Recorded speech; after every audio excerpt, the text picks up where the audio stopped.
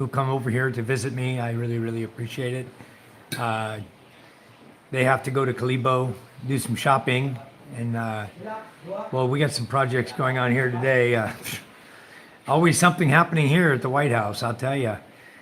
We have workers working on the beach house down below. He's painting all the Kawayan there, painting it white to preserve it so it can last for many, many years.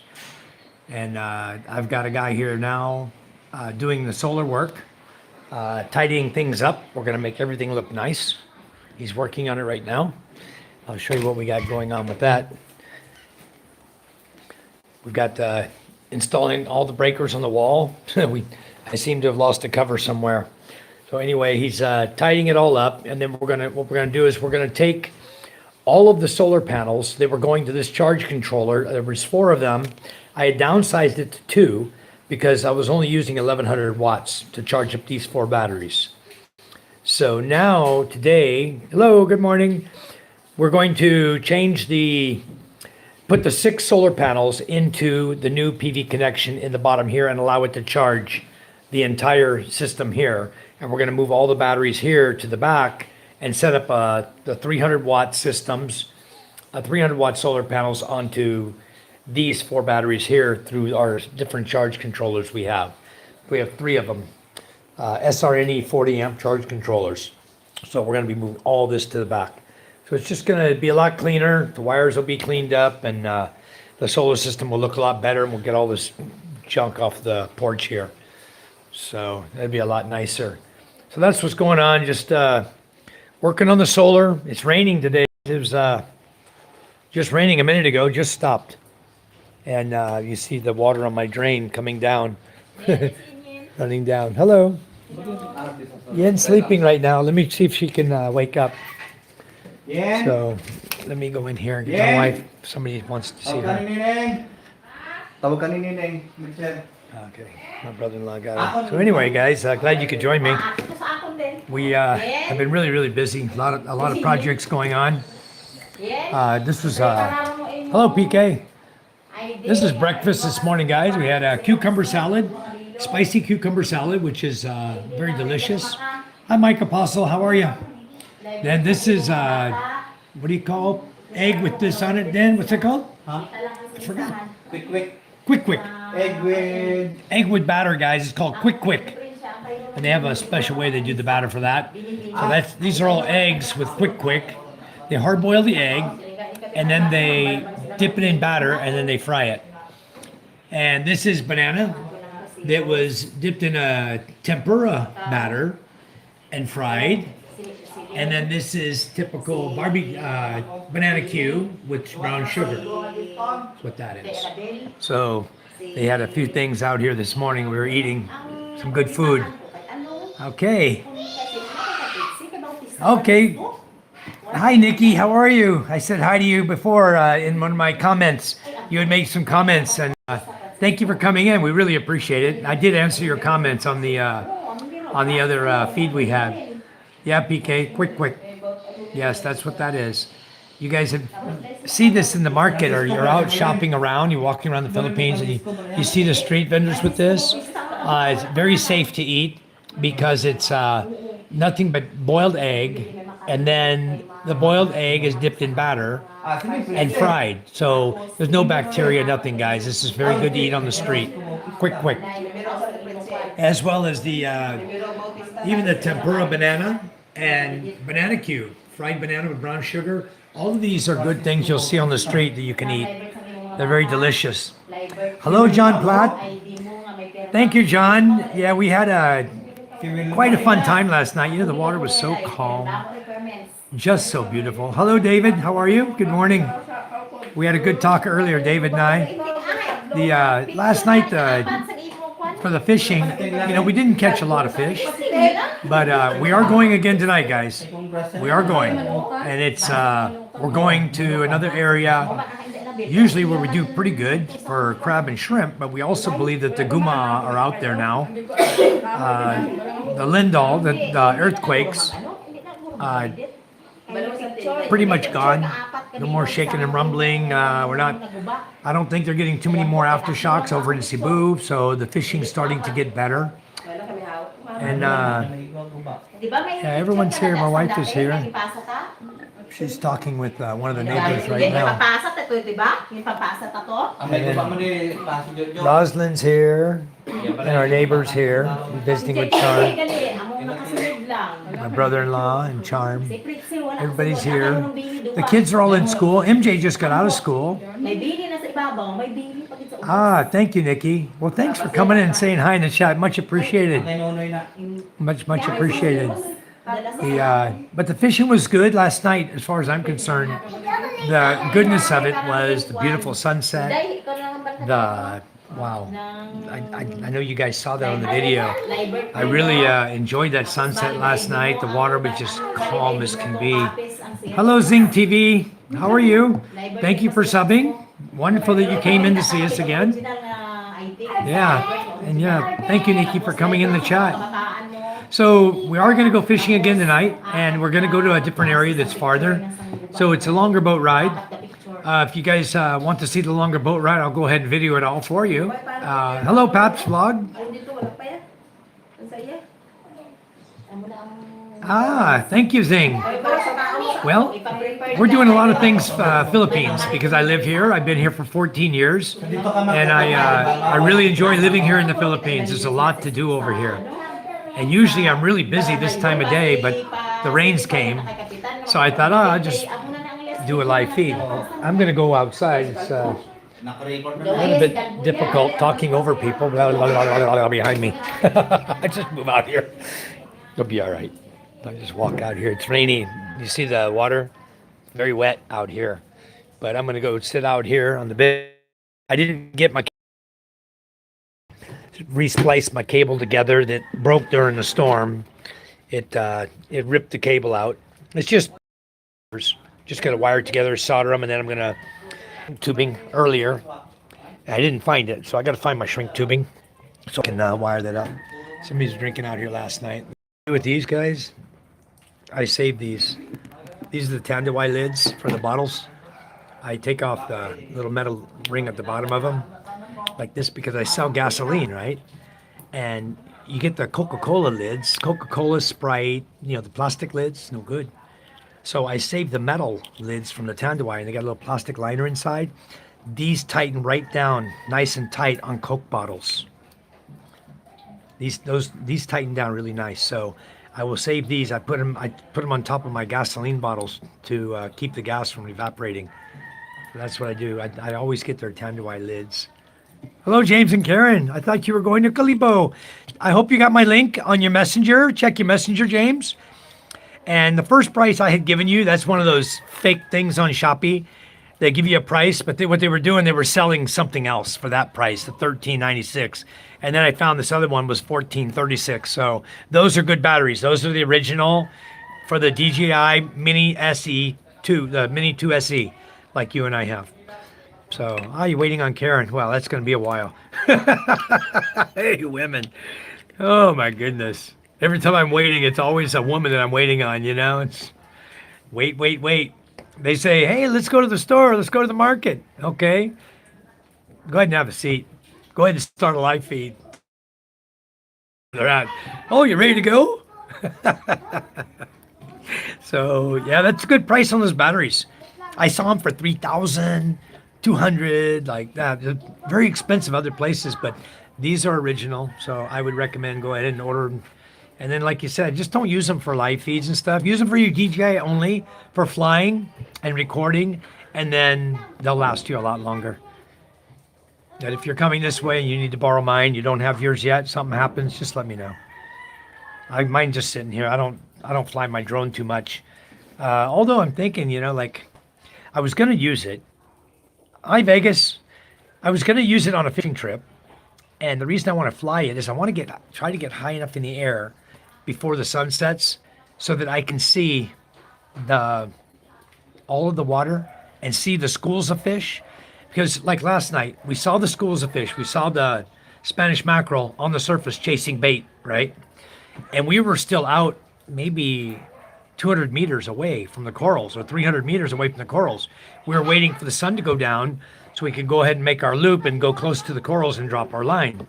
And what happens is mackerel will go deep. They'll go deep and go into the corals to feed.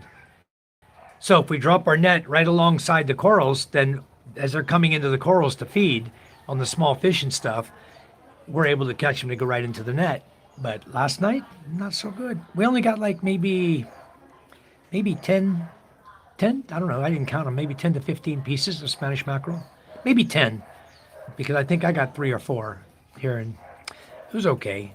So we got a little fish, and the whole thing about fishing, guys, is it's not always about money. You go 3 or 4 days without fish, and the Filipinos are wanting. It's almost as bad as rice. They have to have rice every day, 3 times a day. Well, they need their fish too. So they go a couple days without fish, and it's like, hey, it's time to go fishing. Rain or shine, we're going. They went night before last. They only got 3 kilos. Last night we got about 3.5 or 4. My other boat is going where we're going to go tonight, and he's getting 13, 15 kilos of fish. So we're going out there to try to pay for all the diesel we've been spending. But the guys, the boat, we only go off the shore. You see my video, we're only off the shore like, I don't know, maybe 500 yards. We're like right there. It only takes like a cup of diesel. You start the engine, put out, turn. When you're ready to drop the net, you start the engine, drop the net. Only takes you like 5 minutes, 10 minutes, You shut down again, and then you pull the net going back. Close to home. It is. The guy was catching poussette, and I didn't film it. I probably should. Maybe my wife did. I'll see if she filmed it. I told him, come up here and sell the poussette to my wife, right? And he did. He came up here and sold it to Charm, some of his poussette. So last night when I got back, I had fried calamari, fresh fried calamari when I got home. Awesome. Yummy. Anyway, what else did I have here tonight? I had fish and calamari, fried fish and calamari. So very delicious, guys. I love poussette, squid, calamari, adobo. Anyway, even dried. You can dry it. I like it. Yeah, poussette is squid. And they also get the cuttlefish out here that taste like squid. They get big cuttlefish, and it tastes like squid. They can be very long and big around. Big, nice. And this guy was catching, you saw him, he's catching it right on the corals. He had a poussette net that's very similar to ours because the water is very shallow. It's a little taller in the water than ours. I have one here. I got a poussette net. It hangs down about, I want to think like 10 feet. 10 to 15 feet is the depth of the net. So you put it out just like we do ours. You just hand drop it, right? And somebody's trying to ring my bell. I think I'm going to ignore the call. This is very, very important. It's Steve. Somebody go on Messenger, tell Steve I'm live. I'm going to ignore his call. It interrupt my feed. Yeah, cuttlefish is very similar. So he'll get the message in a minute. I'll go on my other phone. This video call with Steve. Scuba Steve. He'll come in here in a minute. I'll tell him to join. I'll get my other phone. I'll just message him to come join us over here. I'll tell him I'm live. The floor mat right there. It's very wet. Okay.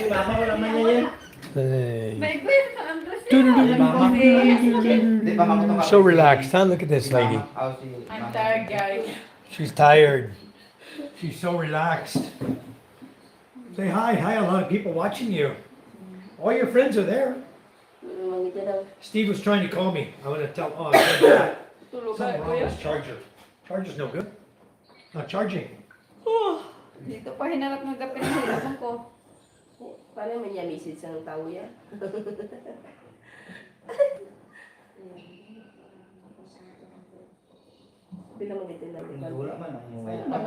Since you have pictures of all. 69. Did you record calamari last night? It's frozen. Am I okay now, guys? I'll go back on the porch. Much better. I think the rain is really affecting things out here today. The rain and the clouds is affecting the Starlink Wi-Fi to the point where I'm probably losing my signal out there. But if I'm in the living room, everybody's talking in there, you know. How's my feed now? Is it okay? Am I good? Yeah, Steve, you missed what I was doing. Let me show you what we're doing today. Right here. Okay, hi, John. How are you? John says, have a good day. I need to turn on all my messages. It always says top messages. So, I am live. Am I okay? Bella's Traveler. Can you guys see me? Am I okay? Is my feed live or my Memorex? Let me try rebooting one more time. Reboot. Does that work? Hello, guys. Hello, Bellas. I think I'm good now.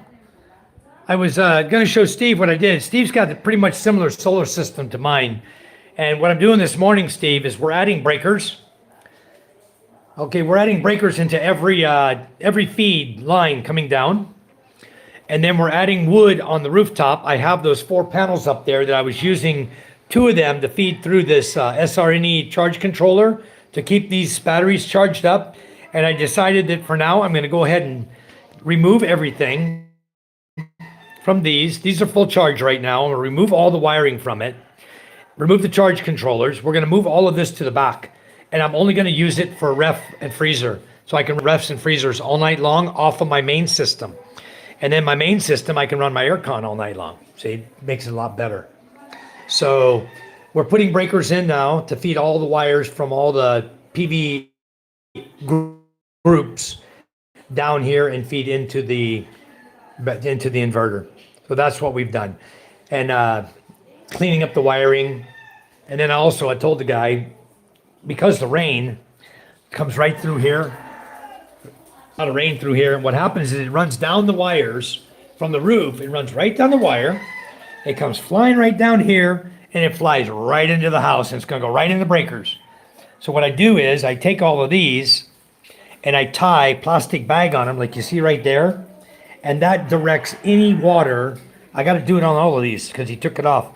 All these need to be rehooked up with plastic bag. And tied like this, and I've got a bag of zip ties down here we can put on them, down here at my feet.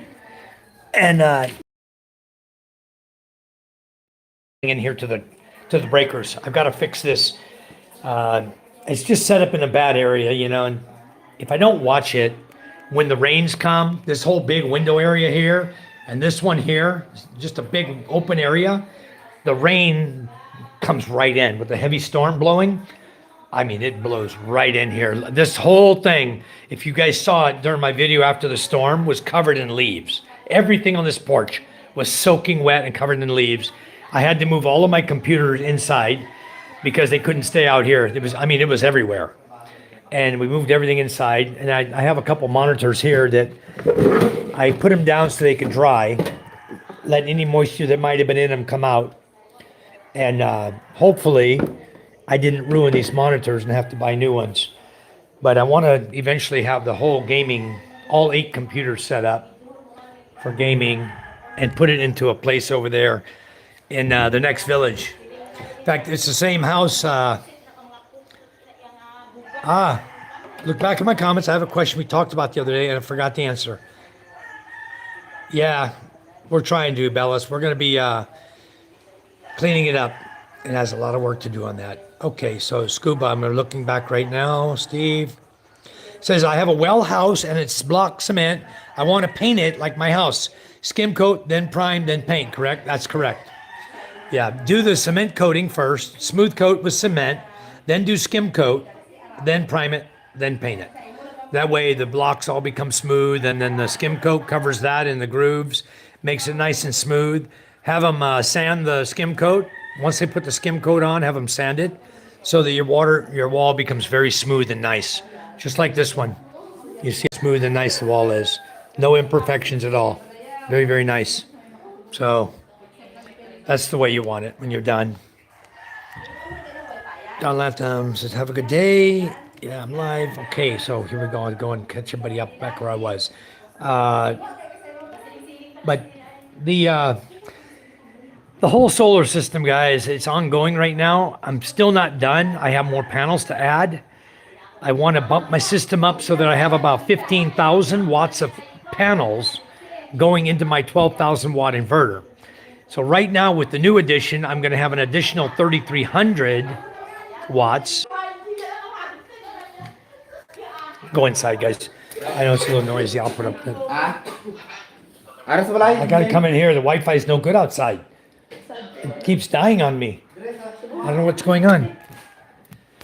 Anyway, I need to come in here and sit by all this beautiful food anyway, you know, guys? Look at that. I need to come sit here and eat again and again. So, anyway, I think I lost my live. Am I alive still, PK? Combination sa foreigner eh. Am I live now? Hello. 20 mo rin na. Para pa da, baka parang She's not waving. She's looking at you. Hello. You're live. You.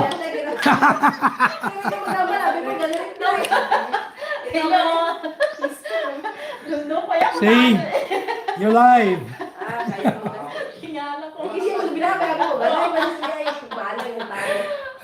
Back. Okay, I'm going to stay inside, PK. It's something wrong with the Wi-Fi out there, guys. I apologize for it. I'm on the best Wi-Fi up. Okay, now it should be good. Nobody on the Wi-Fi today, PK. Just a few people, not many. And I haven't checked it yet downstairs. Maybe some people on the Wi-Fi downstairs. It's affecting my ability up here. I need to check. Let me see if my phone got a little charge on it. Be right back. Let me get my other phone.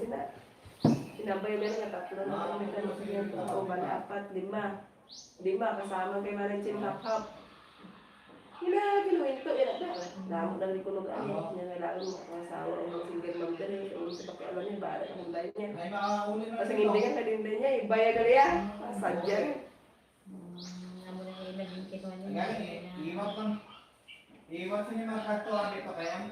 Okay, I'm back. I'm just gonna plug my phone in. I've got my phone adapter right here. I'm gonna show you guys something that you need to learn for the Philippines. Okay, I'm gonna demonstrate it to you. Okay, so let's say you have a crowd of people, or you have like these ladies sitting here like this. Okay.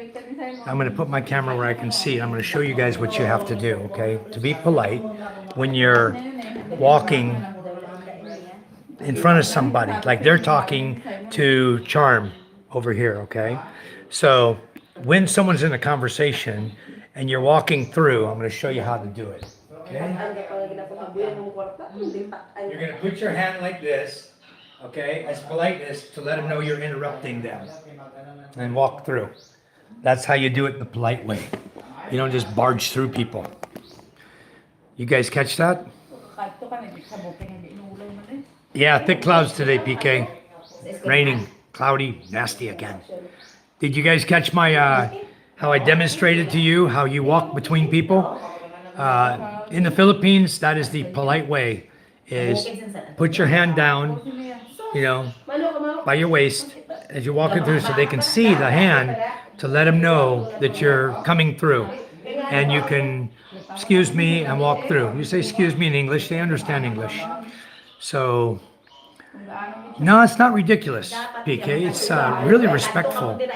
If you're going to walk through, you have people talking across a room, and you're going to cross between them. Or let's say somebody's watching TV or something, and they're on one side, you're coming through between them and the TV. It's very respectful to do that motion where you put your hand in front of you and walk. That's just letting them know I'm coming through, I'm interrupting you, and I'm apologizing at the same time. So you guys, David said got it, so good. It's just a sign of respect, guys, and there's a lot of little things you're going to learn here, signs of respect. We talked about the eye thing, we talked about the lip thing, when people are talking. Just like just yesterday, my wife said, I said something to my wife, and she just raised her eyebrows. She didn't even answer me. She just raised her eyebrows. It meant okay or yes. So you really have to. You'll see me doing a lot also. I'm just used to it after being here so long and immersed in their culture. You get used to being polite, get used to talking with your eyes. I don't talk with my lips too much. I don't look like. I don't do that. But thanks, PK. Yeah, just a sign of respect. When you're going through a crowd of people, let's say you're at a party, you got 60 people there, right? And you're walking through the crowd of people, or you want to go through a line of people, you have 10 people in a line at a bank, for example, and they call you to teller number 3, which is right in the middle of where all the people are, right? So you just, excuse me, and put your hand like that and go through between them. They'll make room for you.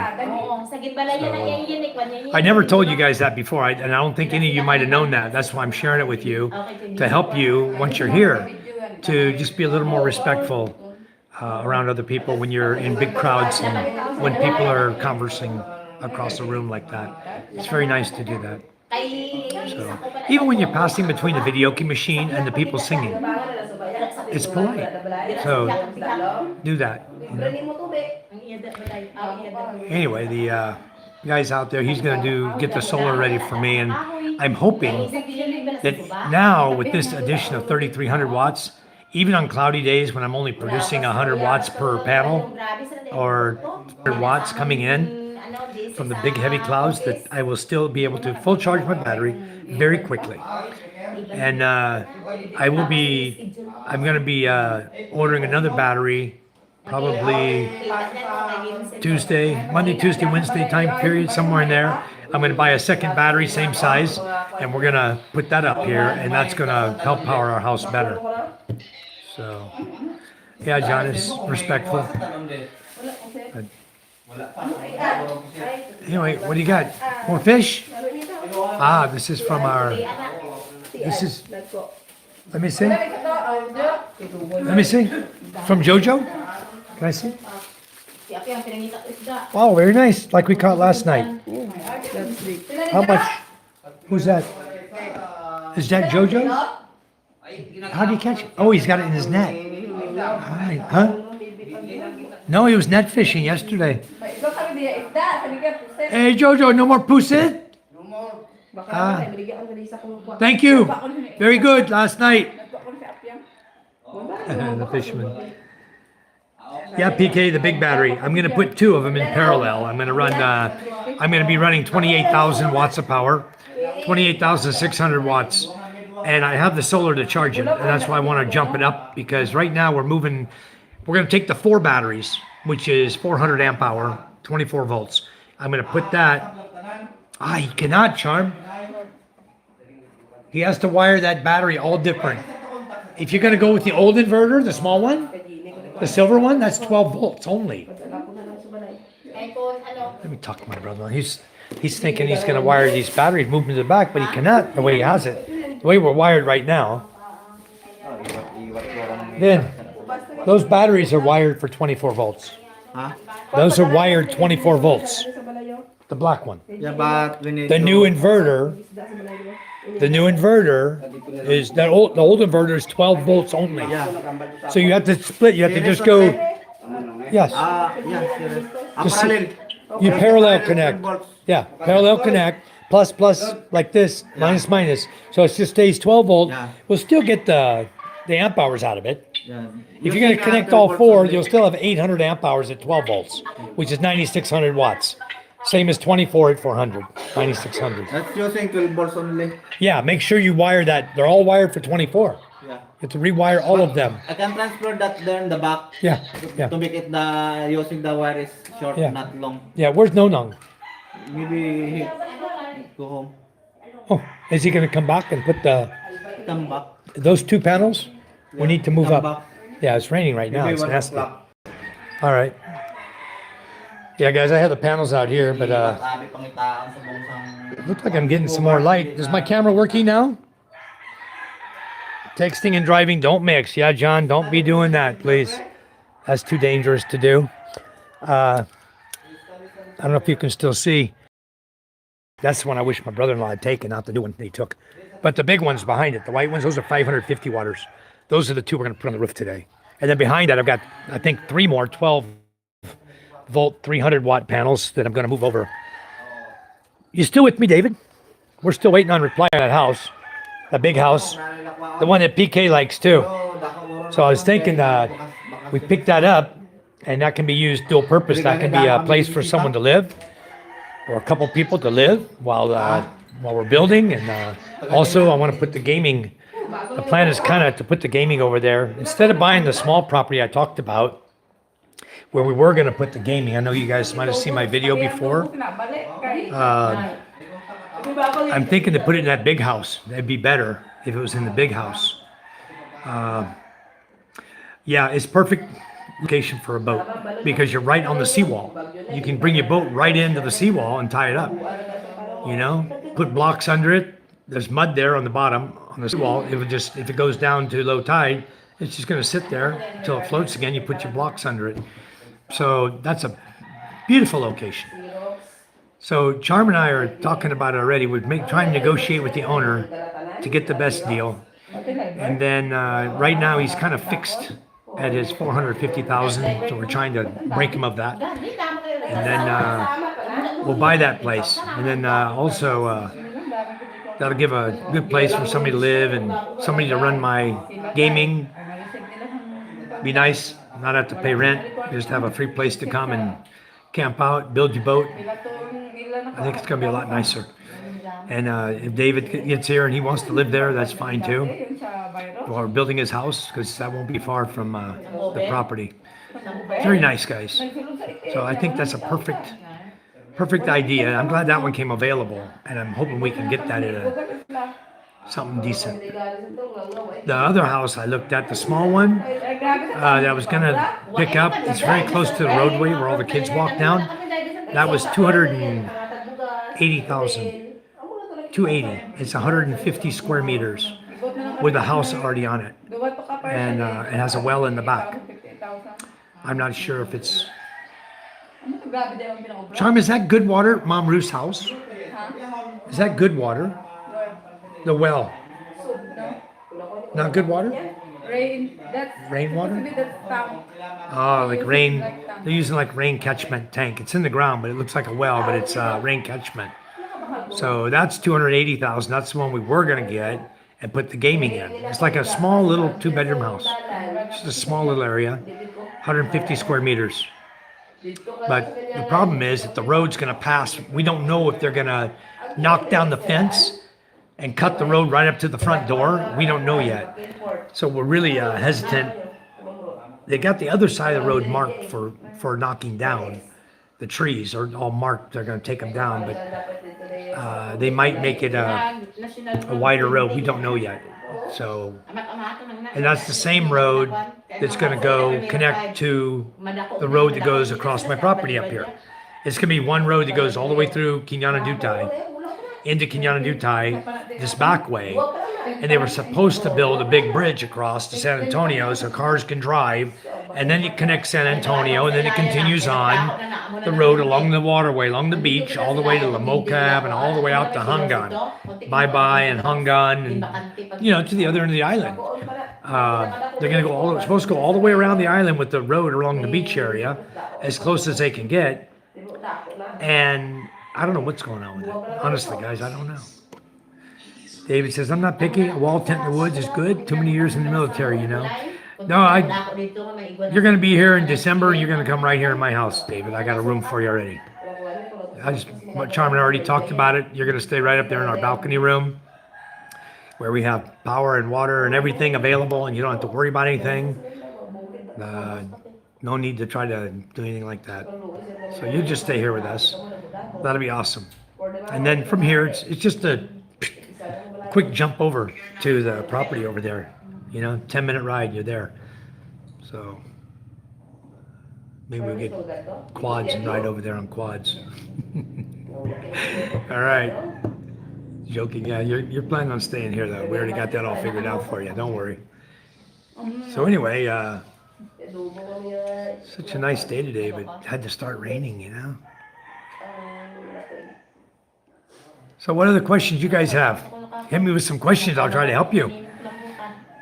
Yep, you can do that, BK. Plenty of room to hang duyans out here. Kagapon, ako gabi. Lots of room. That new house I built down there on the beach, I was telling Charm, it's perfect for hanging duyan. The cement post going up from post to post, perfect. That is like the ultimate. That little shack down there, guys, is really, really nice. And I also have my captain's cabin down here that we're getting ready to put a toilet in as well. We're going to buy 2 sets of toilets. One for the captain's cabin, one for this house down here. Then we're going to have shower, toilet, and sink in both of them.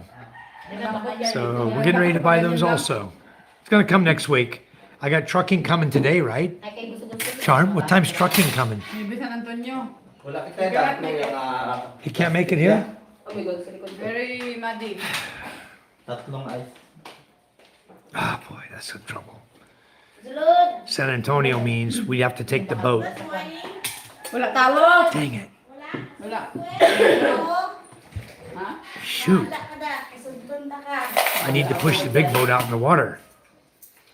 I need that to carry the cement. We got 100 sacks of cement. And we can't carry it across those little kawaii barges. Each sack is 40 kilos. And we can't carry it on the little boat down there and take it across to my chariot. I have to pay a fortune for that. My goodness. Malakas mo, Teng? I think, what are you going to do? Ano? San Antonio's not good, Charm. Where are you going to put it? In the garage. Garage? And transport it how? Are we going to get it here? By boat? All right. Yeah, they did a good job. They really did. It's so sound, I'll tell you. It just went through a Category 3 typhoon, and the roof has a hole at the top on the steel of the roofing where it's not even completed yet. It's supposed to come today, the top cap. Did you order the top cap? Colored top cap? Okay. It's supposed to come today, too. So, shoot. All right. So what I'll do, I got the plan. I'm gonna pull my Nissan Toronto out of the garage. I'll leave my Mitsubishi in the garage, and where the Nissan Toronto's sitting, I'm gonna put all the cement in there. I got 100 sacks of cement to put there, and steel bar, and a lot of stuff. And then we'll have to bring the boat. We got to get the boat in the water, the big boat, so we can bring it around there to San Antonio, and then from there we can walk put it in the chariot and take it down to the water, and then from the chariot we'll carry it onto the boat. We'll get 3 or 4 guys to help us carry everything on the boat. Boy, over your plot in the plot with the tree by the well. Not open real good, PK. A lot of trees. Straight up and down it's open, but there's one tree left on my lot there that can be cut. It's a Malawan hardwood tree that can be cut. And then the other lot with the big old tree, I don't know if that's worth it to get that, because they're going to take the tree, but they're going to leave the roots. Yeah, the captain's house is pretty nice. It really is. It's a nice little house. So we're going to finish that. What's happening with that one is, it's like this shed house that we just built, but it has cement floor already. So I'm going to tile the floor on that one. And then I'm going to tile the bathroom floor, put the toilet in, the shower, the sink, and I've got to put a water barrel, water container up on the hill above it, behind the house, and then just gravity feed the water down to the shower and to the toilet and the kitchen sink. We've got a little kitchen sink there. We can just throw a 2-burner stove in there and a gas oil tank to cook on. It's a good little hut, good little shack for a little starter. You know, somebody who just wants to kick back and relax there. And it has a loft room. So the loft room is right under the roof, and it's going to be extremely noisy when it's raining. I can just imagine. The rain comes down hard, beating on that tin roof. It's not like a light rain. It's going to be... Somebody's going to be putting in the earplugs, wearing headphones so they can sleep. I don't know what I can do. Maybe I can insulate that rooftop or something. Try to dampen the noise a little bit, because that's straight steel roof. And right underneath it is the bed, is the loft room. flat house to be able to go right over the roofs, no problem. But if there's not enough sun for solar, that's a problem. There's I never really looked at it under that aspect, but I'm sure you'll probably get a good 4 hours of sun. Ang bago nga mga If he takes the big tree down, you'll probably get from boy, you might get 6 hours total of sun. So you're gonna have to oversize the panels to feed the inverter. Give it a little extra to feed the inverter so it'll keep up with the power load you need. You don't need a lot of load though. You're not planning on running aircon. You're just plan on running fans and lights. Your Wi-Fi, Starlink Wi-Fi. Not a big load. You'll have enough power. Not a problem with that. Naglaba pa ko sa sinilang niya ko. Sambayan ni si Digong ni RJ, damo pa to. Damo, gana ka pinanakadusin na ako. Oo, doon pala sa damo na. Bukan eh. Hindi lang nagdapo. Anyway, Ay, ako man yung pamakutan. talk. Gulat yan. Nakapaw na yan. So I need to really get out and slice wood today, guys. I want to try to finish cutting up the logs in the back now that the rain has stopped. And I don't have anybody to help me. They're working on the solar. My brother-in-law, he's got a hurt toe. He's the one who lost his toenail. Did it take your toenail completely off or just made it bloody? What? Your toenail. Ang kuko ah. Did it rip it completely out? Gone? Yeah. No more toenail? Yeah. Ganito Ah. We're change. done. No more. No more. Goat. Need to cut this. May pot.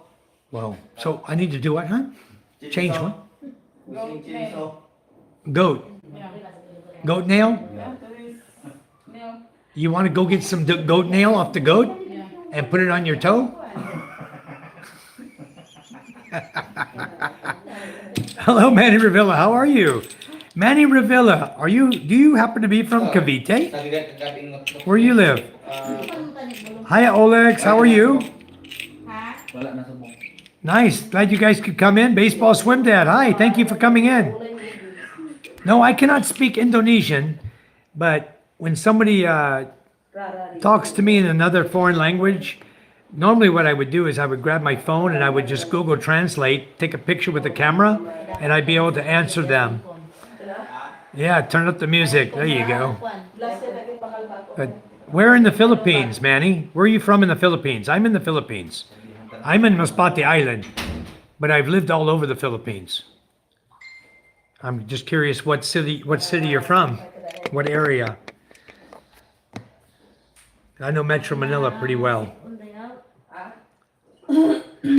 I live down the street from, you're in Ormoc in Leyte, okay. I used to live down the street from the mayor in Cavite City, in Bacoor City. Last name, same as yours, Revilla. Hello, Alma Cabalas Panes. How are you? Alma, that sounds like a Filipino name as well. Thanks for joining us. Thanks for coming to our chat. I'm in Masbate Island. I've been here for 14 years, and I really love it here. I'm never going anywhere. I have my lovely wife sitting here, and we have three beautiful children, 2 daughters, and 1 son. So, if I say it in Tagalog, it's babae and laking. So my 4-year-old is, my son is 4, and my daughters are 12 and 9. And they should be walking in the door any time now. I think the elementary school is going to be getting out at 11 o'clock. And then 11:30, my high schooler will get out.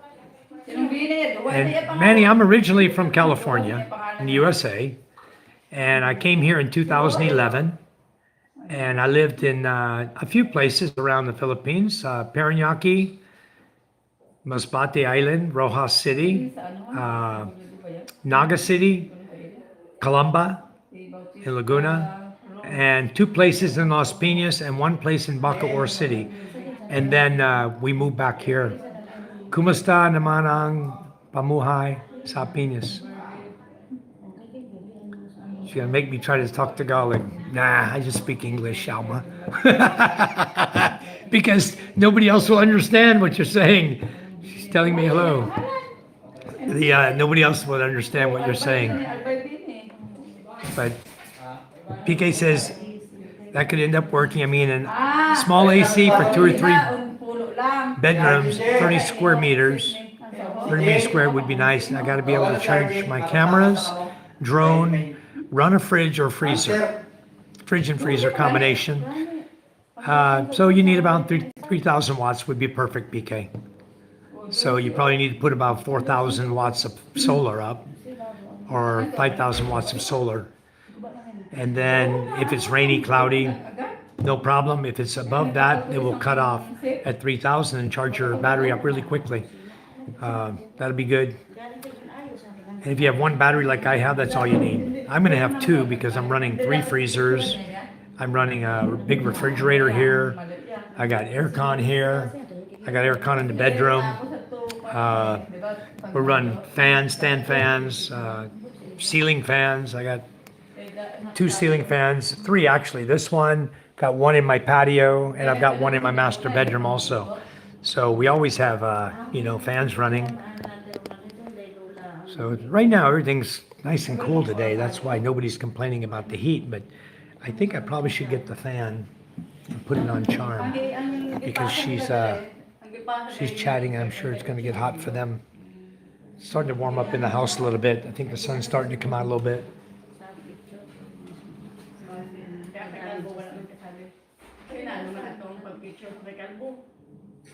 Hindi man kita.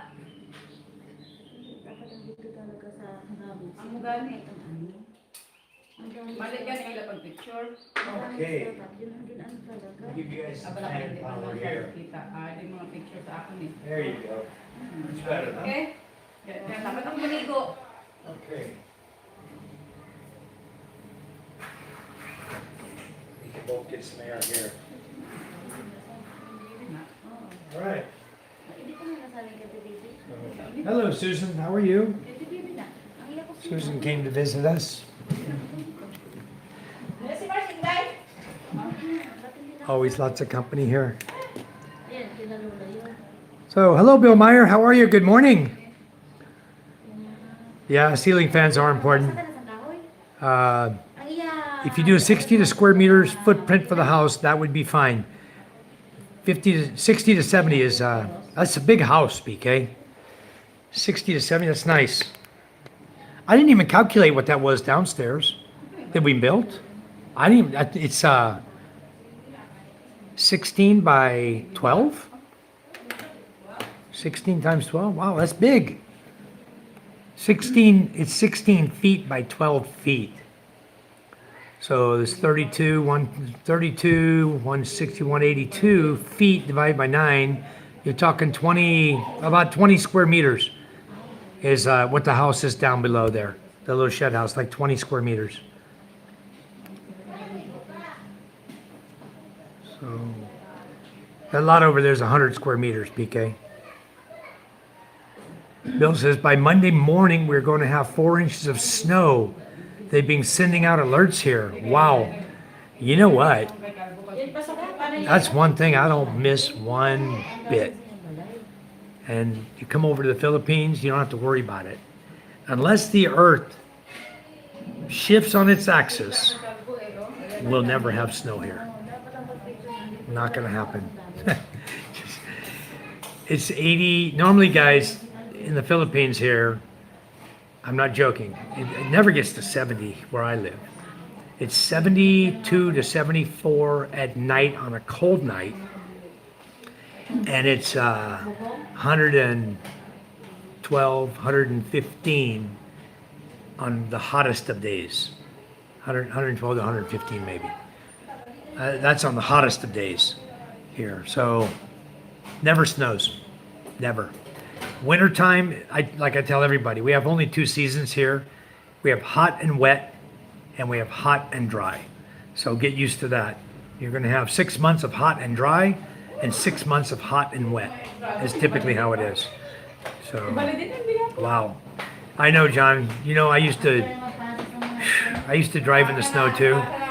I've lived in a lot of states with snow, and I don't mind it. And even in Mississippi, when I was living there, we got snow. Like once every 8 years or so, we get a snowstorm come through, you know? But pretty much everywhere I've lived, I've always had snow at some point or another. Even Louisiana, we got snow one time. Down in Texas, up in Washington State, snowed all the time. You know, deep snow up in Washington State. Oregon, snow. And I don't miss it one bit. I could live without snow until I die. I'd be so happy. I don't like the cold. I took the family to Thailand, right? And in Dream World, Dream World is like a playground there, right? Like a sort of like Disneyland, Disney World, Dream World. They have a snow world there, and my kids have never seen snow, never experienced snow sledding or any of that. They have all that inside there, right? And they got to go in, and they actually have a snow machine. It's freezing cold in there, guys. This place is freezing cold, just like as if you're up in, you know, Washington or Alaska or whatever, anywhere up north when it's snowing, you know, freezing cold. So we're all bundled up. We give you jackets to wear. We're all bundled up. I got it somewhere on the video. We got videos of it. I'll have to share that. Hello, dear. My daughter's home. Hello, Micah. Hi. How was school? Good. And Papa, I draw a microscope. You drew a microscope? Yep, it was easy. Where's your microscope I bought you? We just hey Papa, I saw the because our teacher let us have an activity that we have to draw the How did- microscope and answer. How did you get home before Ella? Where's We Ella? don't have class because there's a meeting at 9:30. Huh? 9:30? It's already 11:25. I know we've been drawing and designing it. Okay, well, draw and design, but don't get on your cell phone no more. You take medicine yet for your eye? Eye drop? You got some still? Yep. Go take medicine, hon. Eye drop, one in each drop, one in each eye, okay? Pika says, hi, Micah. So, Papa, my first Papa, remember Washing that 20 I got washing yesterday? machine, PK. No, no, no, no, no, no, no, no, no, no, no. You don't need a washing machine. 2 to 3 bed. Upstairs, you Bedrooms. you don't need a washing machine in the Philippines, okay? You can have your duyans hanging upstairs or downstairs to sleep in if you want. A portion of the ground floor open like a patio with a ceiling fan above. Okay, go ahead and get it all designed. And there's lots of kawaii in here and hardwood. Lots of people to help. And labor's not that expensive. You know, you have 4 guys doing it. They'll knock that You house don't out in have no rice? time. You just tell them what you want. You can draw it on the sand or on the dirt. What's that? May think I went to the ocean. You went in the ocean. Yeah. Is it high tide? No. Not anymore? Papa, What is it? Mid I've tide? been eating quit at school because we sell quit now. And Did you know what happened, And you're Papa? going to have 3 more here? Wow. That's not. Papa, This is good. Try the banana that she made. and the sauce, Papa, was spicy with chilies. And did you know what I did You wrong? wearing clothes. Go in the room now. I got to turn the camera away. I was eating. Oh, he's got a towel around the him. Okay, we're quit, cool. Papa, with Papa. I got to watch my son I was because. eating the quit, Papa, with spicy sauce. Uh-huh. And I ate the chili, and I forgot that I can't Hi, drink Kuma. juice. You can't drink. Juice while eating spicy food because it will get spicier. Who told you that? You! And it got spicier. Oh my goodness. But Well, it was eat your yummy. lunch. Eat your lunch. Enjoy. That's Don't spicy even have there. rice. The cucumber spicy. No rice? No, that's good. There's no rice. You check. There's no rice. And you have rice? Rice? On the stove? Did you check, Micah? Nope. Go check. Don't say you don't have rice. David says, when I was building in Arizona, I'd be tiling a roof or building a block well in 117 or as high as 123. Yeah, David, it's hotter than fire in Arizona. Man, I used to go out there. That's where I would go prospect for gold. And there's times that's the reason I quit doing the dry washing all the time. I would bring my sluice with me. And I would set up a recirculation system in a swimming pool, a kiddie pool that's about 1 foot deep. I would go out to the river and I would fill up a waterbed mattress in the back of my truck. I'd put it in the back of my 3/4 ton pickup. I'd fill up a queen size waterbed mattress with water. Then I'd take it back in the desert and I would siphon it off into the swimming pool. And I would also take the big drums and fill those plastic drums and fill those up with water. But generally what I like to do is I like to go, I'd fill the drum up with water. By the time I got back to my campsite, it's already, 6 inches low, which is perfect because when it's really hot, that's where I am. I'm in the drum. I'm in the blue drum. And if I'm not out there digging, then I'm jumping in the pool. I'm eating 5. When I do my clean outs, clean all the mud out of the pool and all the tailings that I've sluiced. When I clean all that out, I'm in that pool. Earlier, I So was that's eating why 4 123 didn't bother me so much, as long as I could cool down. Otherwise, it was just hotter than fire, and not fun. I mean, you see the rays coming up off the sand, off the desert. Unbelievably hot. Crickets. Wow. PK said, "Oh, sorry." Well, PK says, "David, I had to tar the roof on our house when I was a kid here in New Mexico, only around 110, but standing over boiling tar, pure hell. I can imagine." You see this scar on my wrist right here, PK? There's a big scar right here. That's from tarring a roof. Hot tar fell on my wrist, a big blob. I was down below handing the bucket of tar up, and my brother was up there putting tar, and the tar rolled down off the roof, right on my wrist. Burnt the hell out of me. Not fun at all. Hello, Vaughn. How are you? Vaughn Dormal. Well, welcome. Welcome to our chat this morning. I think people need to, maybe you could throw a little plug in there, PK, for people to subscribe. I tell you what, you guys are awesome to me. My live feed last night was 3 subscriptions. The night before, I went on at 9, got off at 11. I had 11 subscribers new. So it's really helping to grow my channel really, really fast.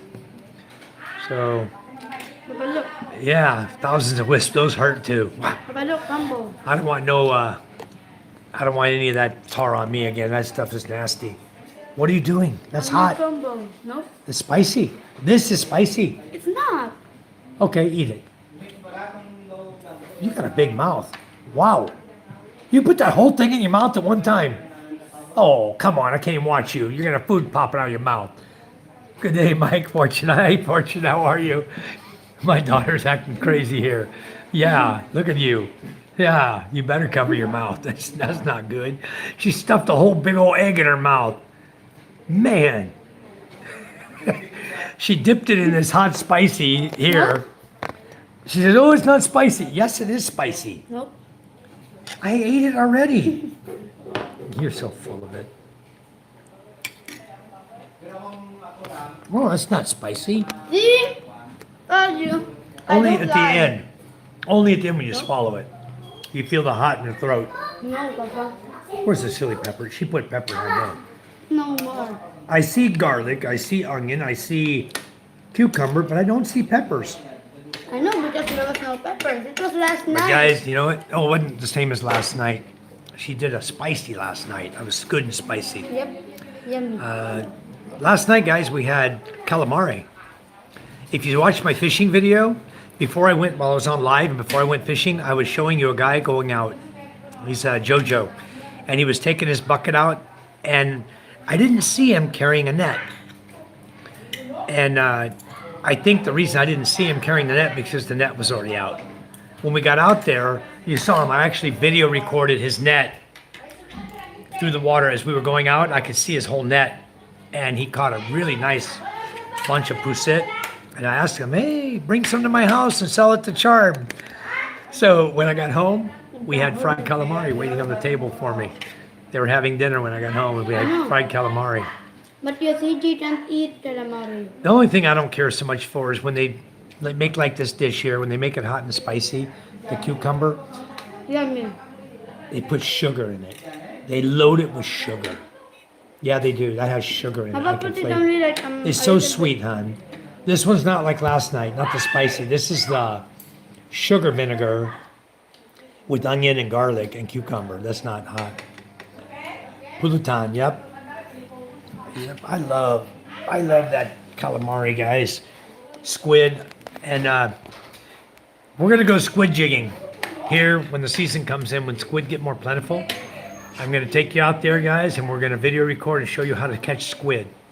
And you're really going to like it. You're really going to enjoy it. Yeah, you need a pusit net. PK, you can always borrow. I have nets, man. I have a brown net. We have different means of fishing, okay? We have net for the small tagabak. Okay, look like sardines. We have net for pusit. We have white net for fishing that we use on the boat. You saw us fishing with the white net that we drop. Yeah, it's fortunate. That's cucumber salad. That's a great side dish, yeah. They make that. It's very delicious. I didn't see any dipping sauce last night. They might have had it on the table, but I usually just like to eat it just like that, you know, fried calamari, just straight up. This, guys, is really, really good. This one is, she did a tempura batter this morning, and she dipped these bananas in it. She dipped them in egg, and then dipped them in the tempura. Or maybe she didn't use egg, but she used tempura dip. She had egg in the tempura. And she dipped this in there, and then she deep fried them, the banana. I've never had it like this since I've been here. This is really good. It's better than the banana Q. She did both. She did the banana Q here with the sugar, fried, and then she did the tempura coating. To me, the tempura is way better. Yes, son? We want like Dan. We want like Dan. You want your hair like Den? Yeah. What does Den's hair look like? Like straight back? Like that? Can you see yourself? Yeah. That's how you like it, like that? So most of the time he has me comb his hair like mine, but now he wants to look like Den, huh? Yeah, it looks like you're flying now, huh? Wow, what a handsome boy. My little pogey boy. Hello, Darren. Thanks. Yeah, you pogey boy? Huh? Guapo? Yeah, man. Yeah, man? Hi, Darren. Glad you could come in. Thanks for coming in, saying hi to everybody. So, PK says, I made a cucumber and watermelon salad with onion. Sauce was homemade sriracha, soy sauce, and peanut butter. Sriracha? Sounds weird, but was so good. I mean, let me get this mix again. So your sauce was homemade sriracha, soy sauce, and peanut butter. I'm trying to picture it. Soy sauce, sriracha, and peanut butter. You want to try that? No. Micah? Go get some sriracha. Oh, I'm out of peanut butter, huh? There's no watermelon. Fortune says, I'm on lunch break from work, but work from home today. Wow, very nice, Fortune. What are you doing for work? Let me ask. If you don't mind. He says, once you like Pinoy food, you will find out there are many great options. Our Pinays are great cooks. Yes. What do you do? What do you do for work, Fortune? You're here in the Philippines. I'm just curious what kind of work you do. Maybe we have something in common with what you're doing for work and what I do for work. We probably have a lot of the same friends. I think you're in the Philippines here, right? You have Pinays, or you're talking about your wife being a great cook? I have a little tiny bit of sesame oil. Okay. We had 3 girls working here. I think RCBC, the bank, Senior Officer, Division Head of Market and Liquidating Risk Management. Do you work at the one in Makati, Fortune? The big RCBC? The double building with the lounge area? If you do, I've been there. I've been to RCBC there, and I met with your engineering department. Ah, okay, good. Yeah, I met with your engineering department already. We introduced Cold Plus AC treatment to them, and I even walked through your chillers area down below with your engineering department. We walked through, looked at all your chillers, and we determined how much product it would take for your particular chillers. You're running You have 1,500 tonners. And Papa, The ones I remember, 1,500 do ton you know chillers. what's in that, Excuse me. orange coat for Yeah, the quick the museum. Yeah, I know exactly where you're at. I've been in your building. I've been there. I spoke to your engineers. This, Oh, I'll have to fix this that. has food coloring. Oh, Why really? is it orange? So anyway, yeah, I used to get around to all the corporations a lot, and I visited RCBC Tower. I did a project in GT Tower. Where else have I worked over there? So many places. I was working for 8 years, going around talking to all the engineers everywhere. My first customer was Motolite. I did testing at Jollibee, 5 restaurants, the corporate tower, finance office. I did visit your folks. Don't forget to hydrate. Yeah, I'm plenty hydrated this morning. I'll tell you, I've been drinking my water too, but I'm out right now. Fortune says we can do with 1 to 2 days a week. GT Towers across from us, right? Yeah. I went to, but the project I did at GT Towers was in the security office, the engineering office, and the security office. And I reduced their energy consumption on their aircon, their split type aircon they had. I reduced their energy by 23%. And you know why I didn't get the contract? Because I wouldn't agree to pay the head engineer. I'm not Out going for to give you his delivery, name. I Papa. could name him right now, but I won't. I didn't agree to give him the percentage he was looking for to line his pocket. And so he didn't push my project through. Because I figure if you got to pay somebody to take a good product that's Out going to for save them delivery, Papa. millions of 239. pesos in electricity, I'm not going to take a payoff, and cheapen my 239, product because, of course, you can get lots of contracts like that. But when you cheapen a product that's damn good, you're just killing your business. You can expect it of everybody. Everybody's going to want money, money, money. And so when it came to that, I just said no. And I ran into several engineers. I'm not even going to name the company. I ran into several. But I don't play that game. When I have a good product I'm selling and I know the value of that product, I'm not going to cheapen it by taking a payoff. That's all I'm going to say on that. I never did. I never will. I wouldn't do it for Summit Group. I wouldn't do it for anybody. And certainly not for that group of people over there. So anyway, the same group that runs it, JLL Property Management, same group that runs that also runs HSBC Bank. And I ran across the same issue when I went up to test in their facility. So it's just like everybody wants free testing, free testing, free testing. You can only agree to so much.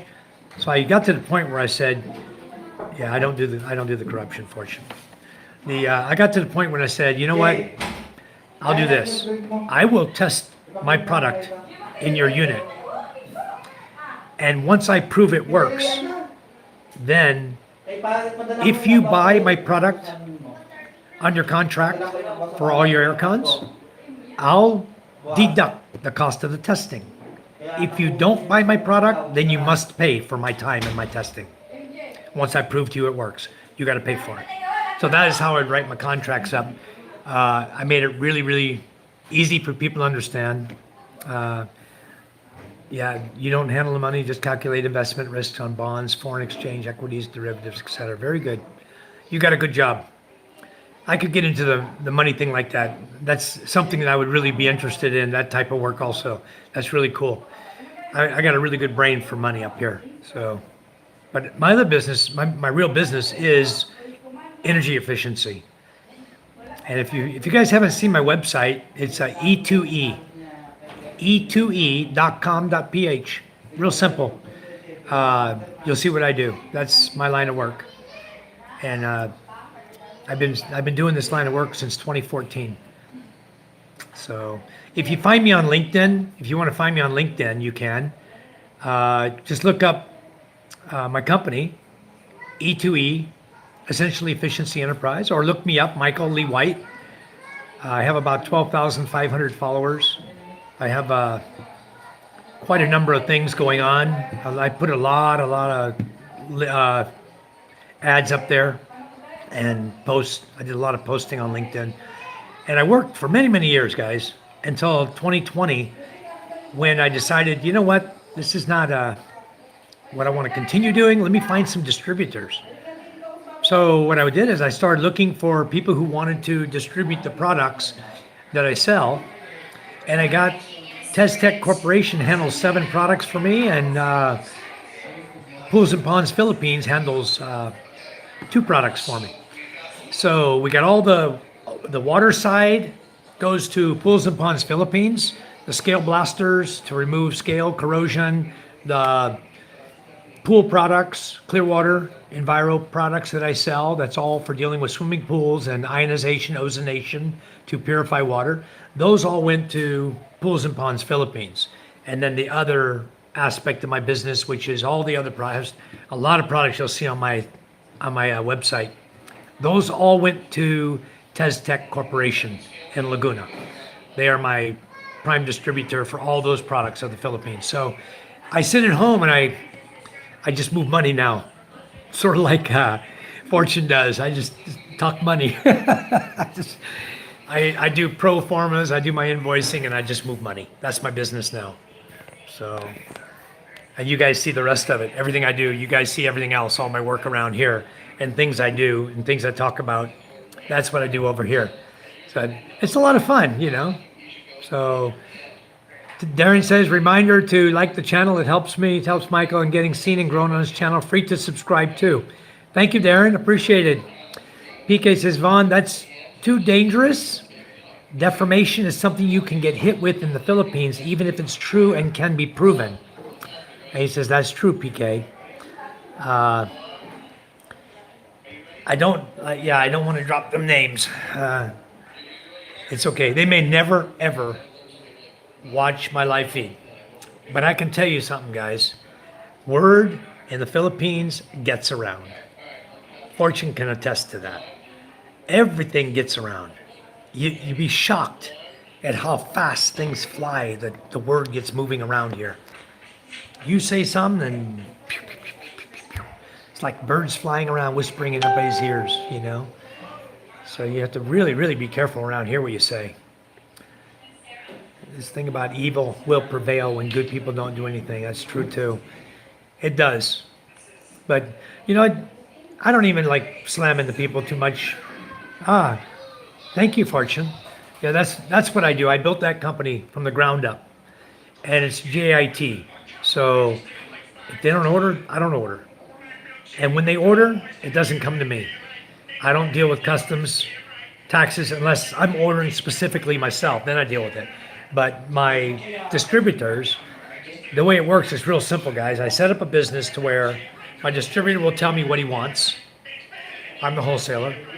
I will make him out an invoice. I'll send a copy over to the manufacturer who says, this is your cost. This is how much the shipping cost is. I use just the shipping cost. I already know the product cost. I know my distributor's cost, so I just add the shipping cost on. And a lot of times I just guesstimate it. You know, it's normally you can figure it out once you've done enough invoices. So now I rarely even, the manufacturer doesn't want to see me telling him what I want to buy until I send the PO over for what we're actually buying. Because what the guys used to do was really hurting my company, getting me yelled at a lot. A guy would come in and say, I want 5 of this, 5 of this, 5 of that. I'd send the letter over to Clearwater. I want 5 of this, 5 of this, 5 of that. We didn't used to do formal purchase orders. It was just email, you know? So then the guy said, oh, I need to change my mind. I need 6 of that, 8 of that, and 3 of that. So you send that over. 6 of that, 8 of that, 3 of that. He changed his mind a 3rd time, changed his mind a 4th time.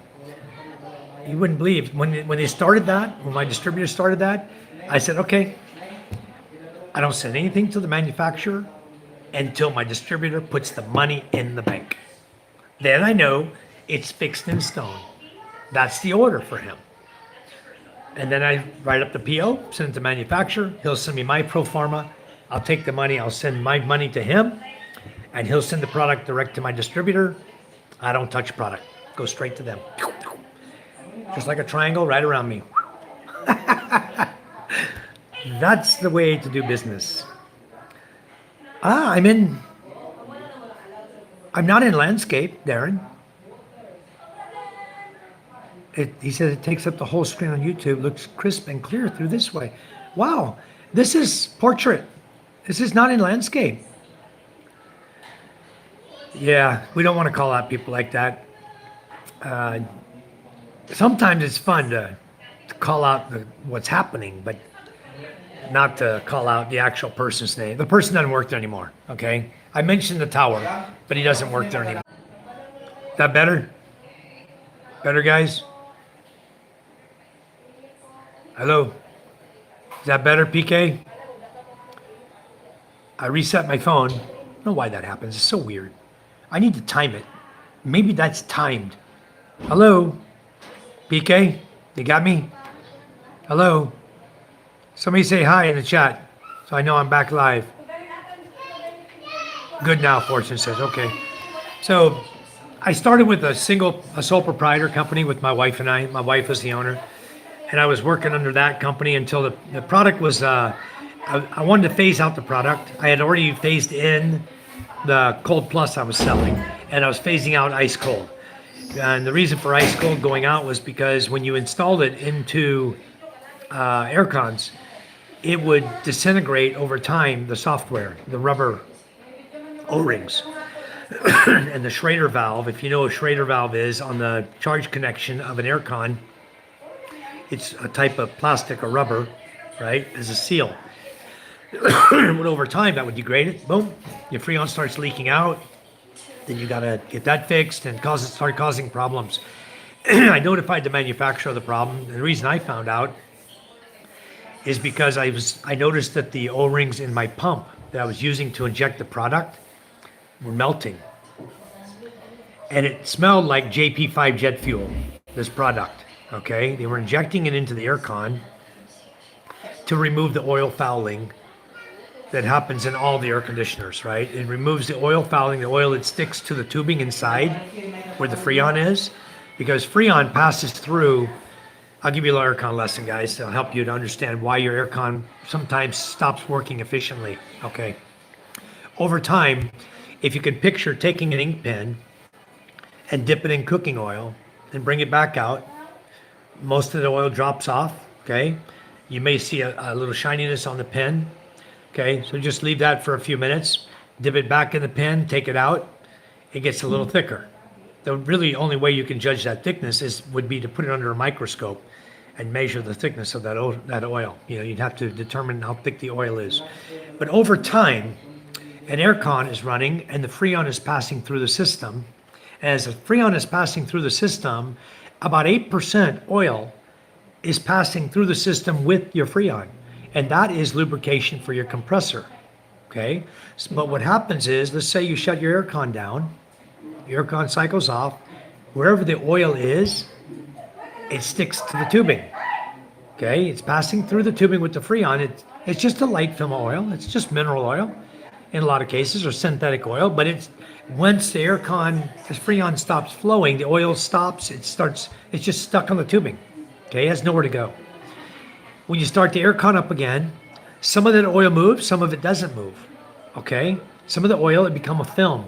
And over time, over the years, that film causes a oil barrier. Picture your fingers as a barrier, your Freon's inside here, right? And here's your tubing outside. That oil barrier prevents the Freon from touching the tubing. Now it's just on the oil. So you don't get a positive heat exchange between your Freon and your metal tubing, whether it be aluminum or copper, whatever it is. You don't get a positive heat exchange, so you start losing efficiency. All right? The first year, guys, my Wi-Fi is playing games again. Hi, Seg. Thank you. Thank you so much. At least I got frozen with a good face. Thank you. Anyway, so what happens, guys, is you start losing efficiency. The first year, you're going to lose about 8%. The second year, another 5%. The next year, another 3%. So you're about 16% loss of efficiency by the 3-year point. Okay, and you notice it because your aircon is not getting as cold and your electric bill is going up because the unit has to work harder to try to satisfy that thermostat setting that you put in. The thermostat setting you put in determines how long the compressor is going to stay running. The thermostat setting does not determine how cold the air coming out of your aircon is. Okay? The cold coming out of your air conditioner is only as cold as the air conditioner can make it. Okay? You set the thermostat. Let's say you set it at 24 degrees. Let's say the temperature coming out of your aircon is 11 degrees. It cools your room. As soon as the room gets to 24 degrees, it shuts down the compressor on the unit. The newer units keep the fan running so they can eke out all the coldness off the cooling coils, okay, until that drops to a 2 degrees difference in temperature. And then it will tell the compressor, okay, your temperature in your room is this, you need to come back on because my temperature here at my evaporator is this, and it'll turn the compressor back on and start cooling again. Okay, those are the really, really efficient ones nowadays.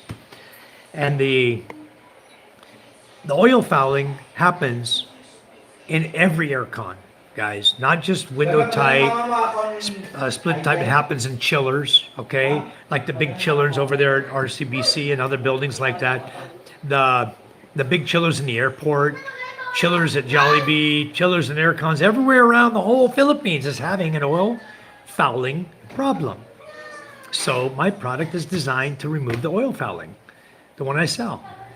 And it also puts in a PTFE coating on it. Once it's clean, the surfactants and detergents in the product clean the tubing, return the oil back to the compressor where it belongs. You know, like I said, it was only 8%.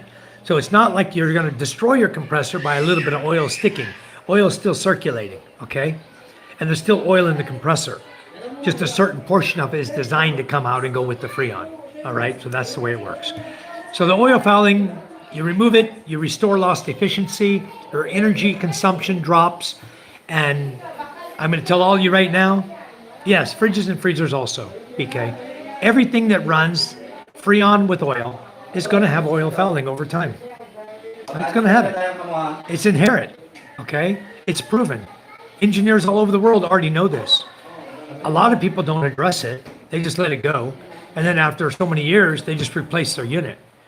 But we can give you a solution to restore the lost efficiency, and now your unit's going to be beautiful.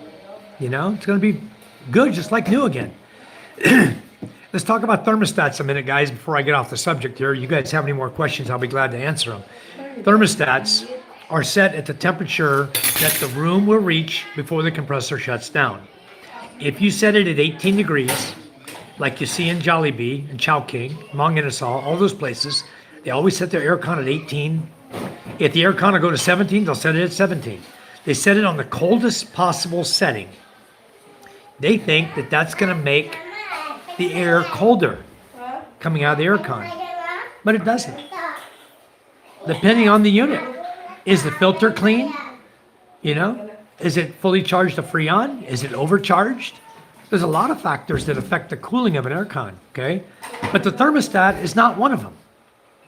The thermostat is the temperature you want the room to feel like, okay? And if you set it, if you've ever been in a room that's really 24 degrees, if you've been in a room that's 26 degrees, you walk into a room from outside here, it's 26 degrees, you're like, wow, very nice and very cold, you know? And it's set at 26, okay? So that compressor at 26 is now able to shut down and reduce your energy consumption. For every 1 degree in temperature, it's 4.7% energy, more energy it uses to get down to that temperature. Think about that. You go from 24 down to 17, that's 7 degrees times almost 5. That's 35% more energy you're consuming to keep your aircon running, have that compressor running hard, trying to satisfy that temperature you put in at 17 degrees. See, that is how it works, guys. So yeah, 26, perfect, John. And I bet you're cold at night when you sleep still, you know? In Taiwan, the law there says they cannot go below 26. They try to keep the energy consumption down, and people stick to the law. Here in the Philippines, there is no law. They turn it whatever they want, because they don't understand what a thermostat is for. They don't even understand. Set it at 24.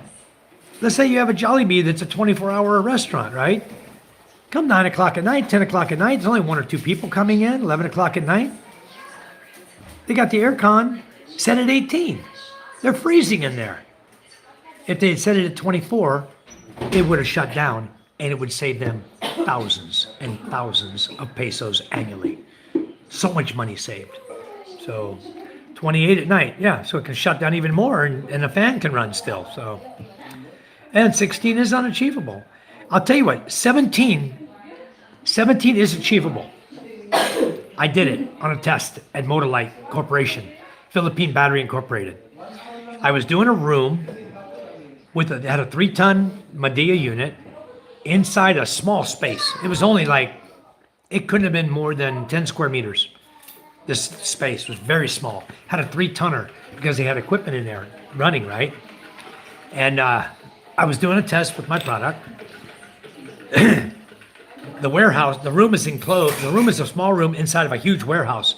Okay, the warehouse that I'm discussing is where all the acid is for the batteries.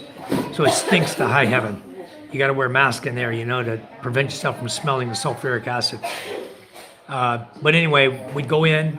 I was doing the testing there, and I set the thermostat. I told the guy I'm gonna set the thermostat at 24 for the purpose of my test, for pre-test and for post-test.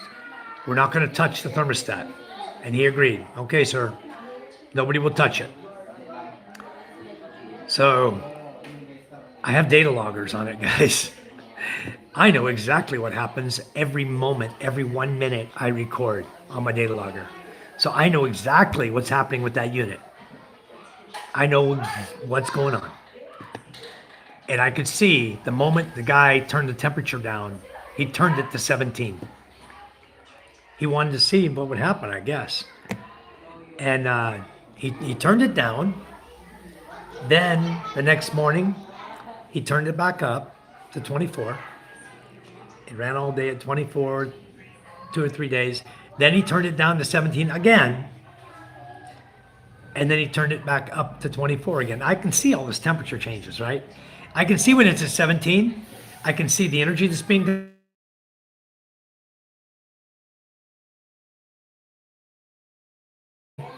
There was holiday. There was no work. And we achieved 17 in that room. It was freezing cold. And because it was inside the warehouse, the water was pouring down the windows like a waterfall. It was condensing on the windows, and it looked like the most beautiful waterfall you could buy on glass. Soaking his wood sills. He had wood window sills, right? Soaking it. Oh, thank you, Vaughn, for coming in. Thank you. We hope you appreciated our Chad. We sure appreciated you. Hello, 1 star. Welcome. Welcome. So I'll go with 1 star's comment here in just a second. I'm going to jump back up to all the comments in just a second, guys. You guys eat it? Well, I can go. I read everything. Okay, let's go.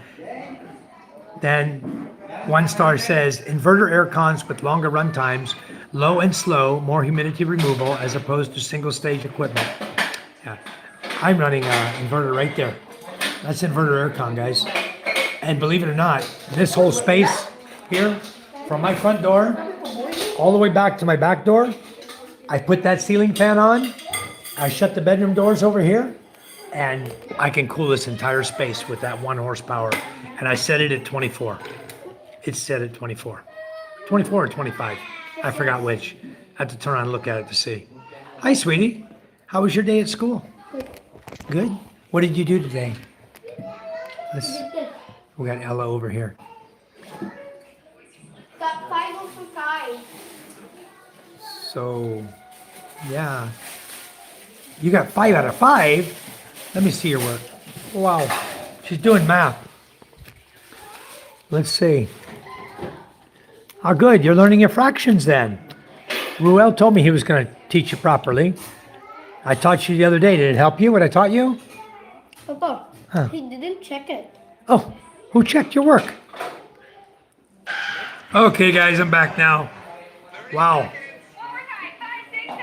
Okay, guys, I'm back. How's that, PK? How's that, Steve?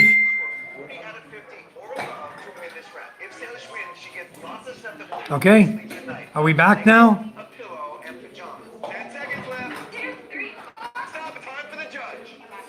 Ron, yes, we do. So that's another point I always talk to people about. Since we're on this subject, we might as well talk about it a little bit. You know? Okay, Steve, I'm back. Ron Mutok says, do you have peak hours and off hours in the Philippines? Yes, we do, guys. I'm gonna tell all you guys how to save energy here, guys, since that's what my my line of work is and what I really enjoy. We talked about the aircon thing, okay? That's a big money saver on the aircon, is keep your thermostat up, keep your filters clean, clean your units regularly. If you're in a real heavy dirt area, you'll know. If it's a lot of dirt and dust, every 3 months or so, walk out and look at your condenser and see if it's really dirty. If it is, you know, it's cheap to buy a little pressure washer and to clean your unit. It's not expensive. Always use a fan of water, not a stream of water. Use a fan of water and always go down the same direction as the fins, okay, to clean it. Never go across the fins, or you're gonna blast the fins and bend them over and you're gonna block your airflow and really hurt your aircon. So when you're cleaning, always go up and down with it, okay? And always use a fan of water, okay? It's a spray of water that's fanned out on your pressure washer, so you don't bend over the fins. They're only aluminum. So anyway, for saving energy, guys, if you can run all your heavy loads when you're during off-peak hours, it's much better. And my wife and I, what we used to do is we would turn off our refrigerator every morning at 6 a.m. Peak starts at 9 a.m. We would always just turn it off at 6. And we wouldn't turn it back on until 6 at night. We had a 12-hour routine going. 6 in the morning, 6 at night. One of those things you did every day. You get up, unplug the fridge. 6 p.m., dinner time, plug it back in. We didn't keep ice cream in the fridge, and my fridge stayed cool. Cold when it was running, cool when it wasn't. I didn't open the door a lot, let all the heat in. And I had no problems. With a brand new refrigerator, you have good seals on the door, it will stay cold. You'll see. And I highly recommend all you folks who live in the US that have peak time and off-peak time, set your refrigerator or freezers on a schedule, a timer, and turn it off during peak hours. That's all you gotta do. Your freezer will still stay cold, your ref will still stay cold. It might make your ice cream a little soft, but it works. It saves you a lot of money, guys, a lot. And hi Josh, how are you? Also refrigerators, guys. If you have a USA refrigerator and you see in the front of your refrigerator you have louvers in the front, a little metal plate with louvers, right? It goes from side to side. On occasion, guys, like every 3 months, if you have pets in the house even, it's even worse. Open that louver at the bottom, lay down on the floor, if you're able to, or your wife is able to, or your kids. Lay down on the floor and shine a flashlight under there. And look at all the lint and dirt that's under there. They jump up the price. Yeah, that figures. Yeah. Yeah, there you go. That's another money-saving device right there, guys. You can save a lot of money with the dishwasher item. So, we're talking about the electricity of refs and freezers. When you guys, there's two things you got to do on your refrigerators, guys, and really pay attention to it. It'll save you a lot of money in the long run because your refrigerator will quit working too. Refrigerator, again, it's Freon, right? R600 normally nowadays, inverter type. In the back at the compressor, you'll have a cardboard plate. Yeah, you do, PK. You need to get one like I got. Mine's a little expensive though. It might be, you might find a cheaper model. The, is it funny? Anyway, got me off my train of thought. But the refrigerators, guys, open up the louvers underneath the front. Take your vacuum cleaner and a brush. You can buy a radiator brush at the hardware store at Lowe's or Home Depot. Okay. And clean out the. We need to take my body tip for my boo-boo. You like? Yes. Yeah, boo boo. Get it. It's my dishwasher, Steve. Papa, get it. It's Rosalind. Rosalind's my dishwasher, guys. PK was talking about it. Get it. Oh, I'll let you know this, Rosalind. It's funny though. Josh says, Michael, you've got your dishwasher running 24/7. And then PK laughs and says, see, I need a dishwasher and a washing machine. She's smart, guys. She's very smart. She speaks really good English. She understands everything you say. What? What? Are the tutan kitty? Tutan kitty. Scratch you? No, tutan kitty playing with my toy. Susan's baby is playing with your toys? No, Kitty? Kitty. Borrow. Borrow only. They'll get back. your papa test. He'll get back. Don't worry. Your papa, the big boy. It's okay. They'll give it back. Don't worry about them. They're good kids. They'll give it back. No? If it disappears, we know who got it, right? So, yeah, that's Rosalind, guys. Steve says I got one at home too, yeah. Here's my other. Hello, Judith. Hey, Mike. Where's Yeah. your friend? Huh? Friend. What happened? Banana peel. Banana Hot oil? peel. My goodness, girl. Peel. Hold on, let me get her some medicine. She burned her arm with hot oil. Banana peel.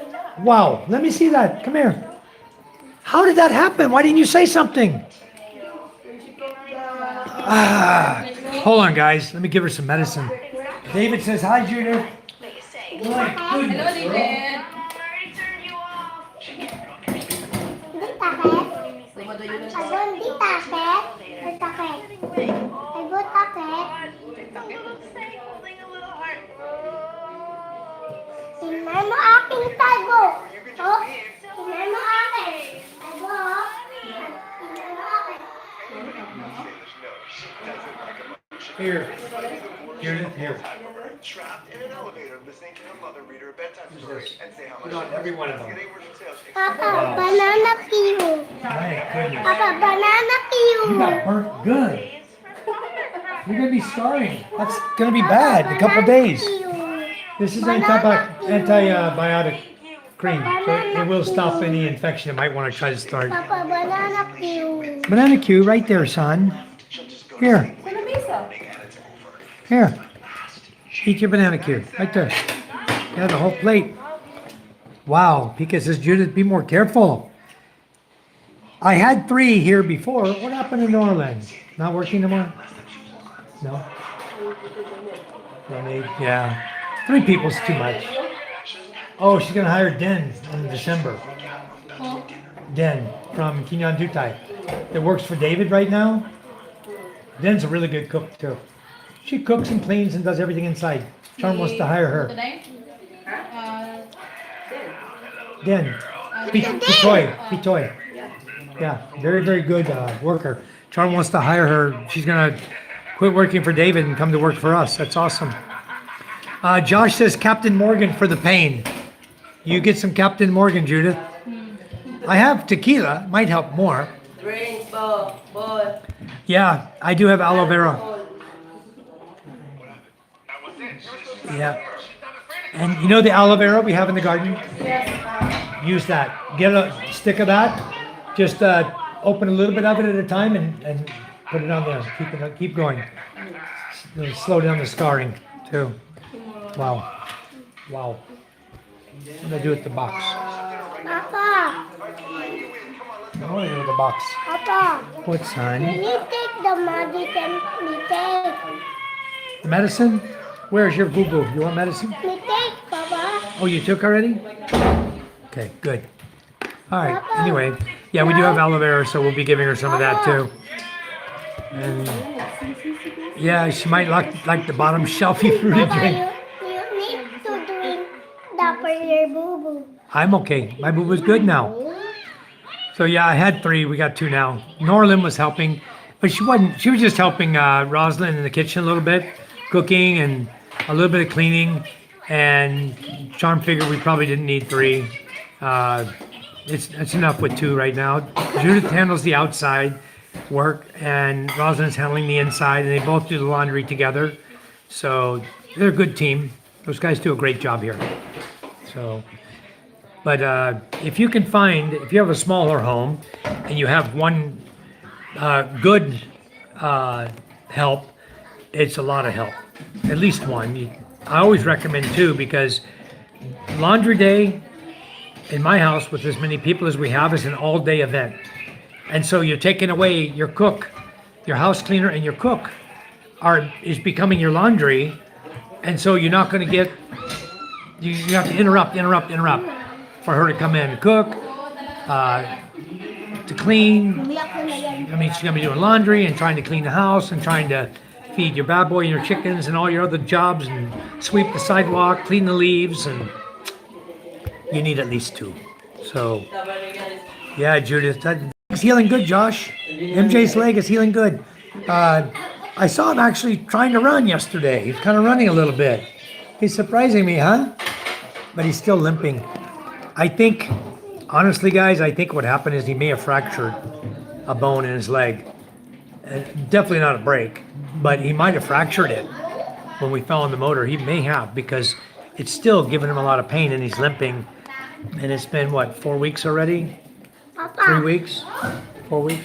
when they get me, then my Wait. bone is broken. You're swimming fine, right? You can swim good? You can walk good, except you're limping a little bit. Okay, a couple more weeks, you should be good as gold then. Ricky, hello, good morning. New to the channel, what was the reason you moved to the Philippines? Ricky, I met a woman in California. I met her online. Supposedly she lived in Palm Springs. Then the truth was, she didn't live in Palm Springs, California. She was in the Philippines when she contacted me. She had an account on plentyoffish.com. And then I went to the site, I met her, started chatting with her, or she started chatting with me first. I chatted her back. Then come to find out, she wasn't actually in Palm Springs, she was in the Philippines. And she made all kinds of promises and everything, you kind of find yourself really liking the blah blah. And I was ready. I was 51 years old. I was like, wow, if I can retire, live in the Philippines, I can afford to live there on my retirement pay from my military pension. And I got this lady who has plenty of money, and she wants to go travel around the world and travel everywhere, do this, do that. She's a U.S. citizen, so she can come and go to the U.S. as she pleases. Her father was a doctor in the U.S. for many years, and she owned property in Florida, 2 places in Florida, Orlando, Plant City, and she owned a place in Palm Springs, an apartment in Palm Springs, just a single apartment, like a condo. So anyway, all the promises just turned out to be just that, just lies that never came true. But I ended up coming over here with her. We were together a very short time, and I realized that this is just not the person for me. I don't like stuck-up, snobby people who treat everyone around them like they're dirt. And it's just not my type of person. And when she starts to treat you like dirt, time to move along. Papa, the bomb is hurting my foot. I know, don't touch it. So I ended up breaking up with her. And she tried to make my life hell. And meantime, after I broke up, I ended up meeting my wife, Charm. And we've been together ever since. Like, so close together ever since. It's been a wonderful life. But that's what brought me here. And I'm never going back. I have everything I want here in the Philippines. I have a wonderful life. I have a wonderful home. I have my 3 children. I have everything I want here. I don't want for anything. I have good business here. That's right. my son, and there's no reason to leave. I have enough money to survive here perfectly. So, yeah, I can. Some people say, "Well, you can't afford to live in the U.S. anymore." Blah blah blah.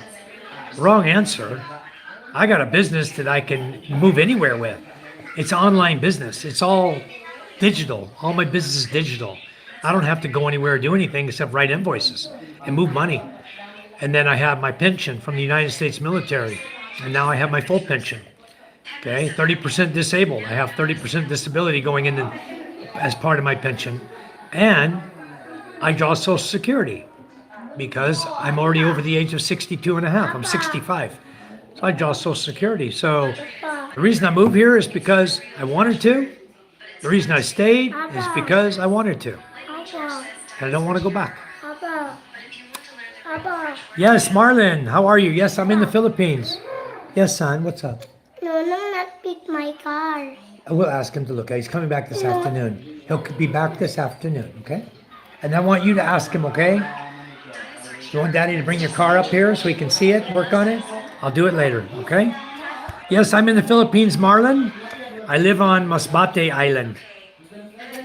Small little fishing village, very remote, just the way I like it. Just so beautiful here, guys. And maybe we should go down to the beach. The sun is coming out. I like this idea as a single man. Yeah, that's all you need, 1 star. Just like that. That's all you need. Jamie says, if I don't bleed once a day when I'm working on something, I think I'm doing something wrong. That's the way I feel too. I'm always bleeding. And when you get older, when you get 65, you're going to find the blood wants to flow. Yes. It wants to flow out of you so fast. You get a little nick.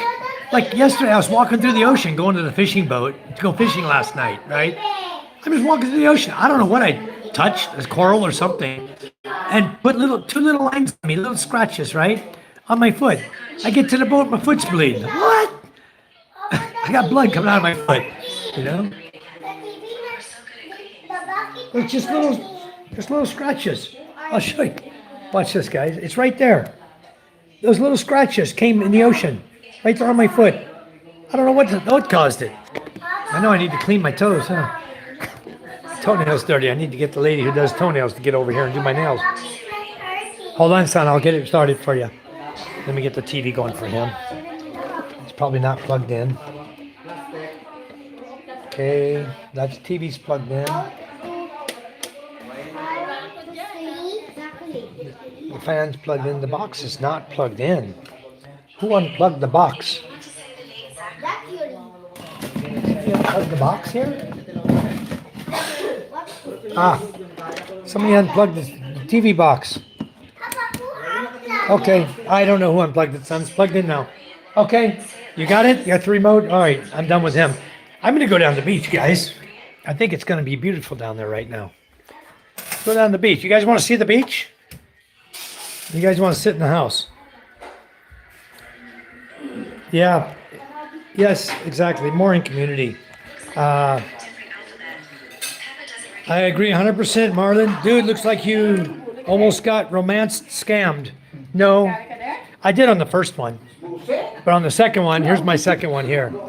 Say hi, Charm. I didn't get scammed here, Marlon. Huh? Meredith wants a boyfriend. Meredith wants a boyfriend, PK. Here, I'll show you Marilyn. This is Meredith. Meredith, Meredith. She wants a boyfriend. Susan's married, guys. She wants a boyfriend too. No, I'm just joking. This is Judith's mother. She's already married, happily married. She's married to the guy you guys saw on our video, on our last karaoke here. Norberto, he was here singing and dancing with us. You guys saw it on the... I'm going to walk down here from my house. This is my house, guys, up here. It's a small place, as you can see, just made into logs. As you can see, just made into logs. And I'm probably going to buy... I have sledgehammers. I'm going to probably buy a splitting wedge and see if I can't split that wood. I think it'd be easier than trying to use my axe on it. Anyway, I guess I got Wi-Fi still. It's good. This is the house we built. on the beach. So, wow, look how dirty that got from the rain. That's why you got to tile your house, guys. When you're done with the smooth coat and stuff, if you don't want to deal with you, we're going to paint this, but I'm thinking also to put a 60-inch tiles here, just all the 60-inch all the way up, because then you can easily wash the mud off. When it gets on the paint, it's hard to get off the mud. This is going to all become green like my house. All this white you see is in white in here. This is all going to be finished. Smooth coat. We have smooth coat coming. So this is my yard, guys. You like my yard? This is my front yard, or backyard, whichever one you want to call it. It's my front yard. This is my boat right here, guys. Sitting right there. That's one of them. I have 3 kicking my ass. Wi-Fi is giving me a hard time today, guys. See, guys, like this guy here you see on the motorcycle? He's 13 years old. He's driving a motorcycle to school, to high school. Okay? Dad bought the bike and they drive it to school, to high school. I think one's in grade 9, one's 14, one's 13. And they drive the motorcycle to school. I bought Micah. You guys saw that bike I bought her. It's a Honda Beat. I bought a brand new Honda Beat for her. Very nice bike. She really likes it a lot. But guys, don't you wish you could live like this? Josh says 65 and more limber than me. I'm pretty active, Josh. That's the difference. Is probably I do a lot more. I'm more active, and once you get here and you become really active, you'll be more nimble also. Let me go down to catch the comments. Pete Kuma says, please like and subscribe. BK, hi Blue, welcome. Hello Blue. David, if I don't bleed once a day, I'm working on something. Okay, I already copped that one. Then I'm down. Ricky says, dude, sounds like you almost got romance scammed. Yeah, she was, the biggest lie, Ricky, was about her age. Okay, when she told me she was my age, she was 50, and I was 51. And then the big lie was she was 60. She lied about her age. And one day I saw her passport. I was walking through the mall one time at Market. And I was watching her walk, and I said, man, I said, can you pick it up a little bit? You walk like an old lady. I didn't realize she was an old lady. She's over 60 already. I was like 51, right? She was over 60 years old. And she acted like she was 70, the way she was walking. And I was like, man, ask her, can you pick it up a little bit? You walk like an old lady. And she didn't make any comment back to me because maybe she thought I figured out she was old, you know? So, yeah, very cool decision to stay here, Marlon. You can live pretty much anywhere in the world. You just need to learn to adapt. You adapt to the culture. You adapt to everything. You guys see how much of the trash here is getting cleaned up now? You see the sand now? Looking a lot nicer, huh? They're getting the beach cleaned up. Little by little, we'll get it all cleaned up. And they're getting the debris and stuff. They should be. If I was them, I'd be dumping this debris here, over there in that hole. Big hole over there. That's where they need to be putting it. But anyway, I don't go out there too far. I can't see my phone, so I can't know if I lose my live feed. PK says, I live in the U.S., spend less than $1,000 per month. Or, yeah, so I can definitely do it. Definitely. You guys, $1,000 a month is a decent income. Let's continue. Let's see, David. I'm going to get some rest. Okay, David. Have a good night's sleep. We'll catch you on the next live feed. So you can just give me a follow-up email on the other things we were discussing this morning. 2 little scratches like that are what I got on the bottom of my calf in Hawaii. It turned into a staph infection. My goodness. I had to cut the infection out myself. Man. Ricky Norberto. Why do they have Hispanic names? Ricky, because here in the Philippines, the Spaniards colonized here in the Philippines. Okay, the Spaniards used to run the country of the Philippines. And that's why there's a lot of Spanish culture influxed into the people here. And a lot of names, a lot of the words are just like the Spanish. Okay, if you talk in Tagalog, you say the numbering system, it's uno, dos, tres.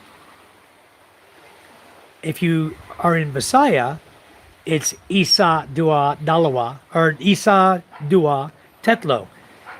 In Tagalog, it's uno. It's not uno dos tres unless you're in Mindanao. It's isa dalawa tetlo in Tagalog. Every place is different where you go, the different dialects. But in Mindanao, it's uno dos tres, just like the Spanish. The whole island of Mindanao is like that. They speak in more of a Spanish tone and Spanish words. Yep, Ricky Spain colonized the Philippines a long time ago. Yes, they did. Okay, everyone's telling you the same thing. A lot of the words are Spanish or similar. Many foods have similar names. Correct. PK says orange. No, guys, no orange. No orange, PK. I don't. I'm gonna just paint the same as my house, so people will know. They see a greenhouse, they see my house, they know what it is.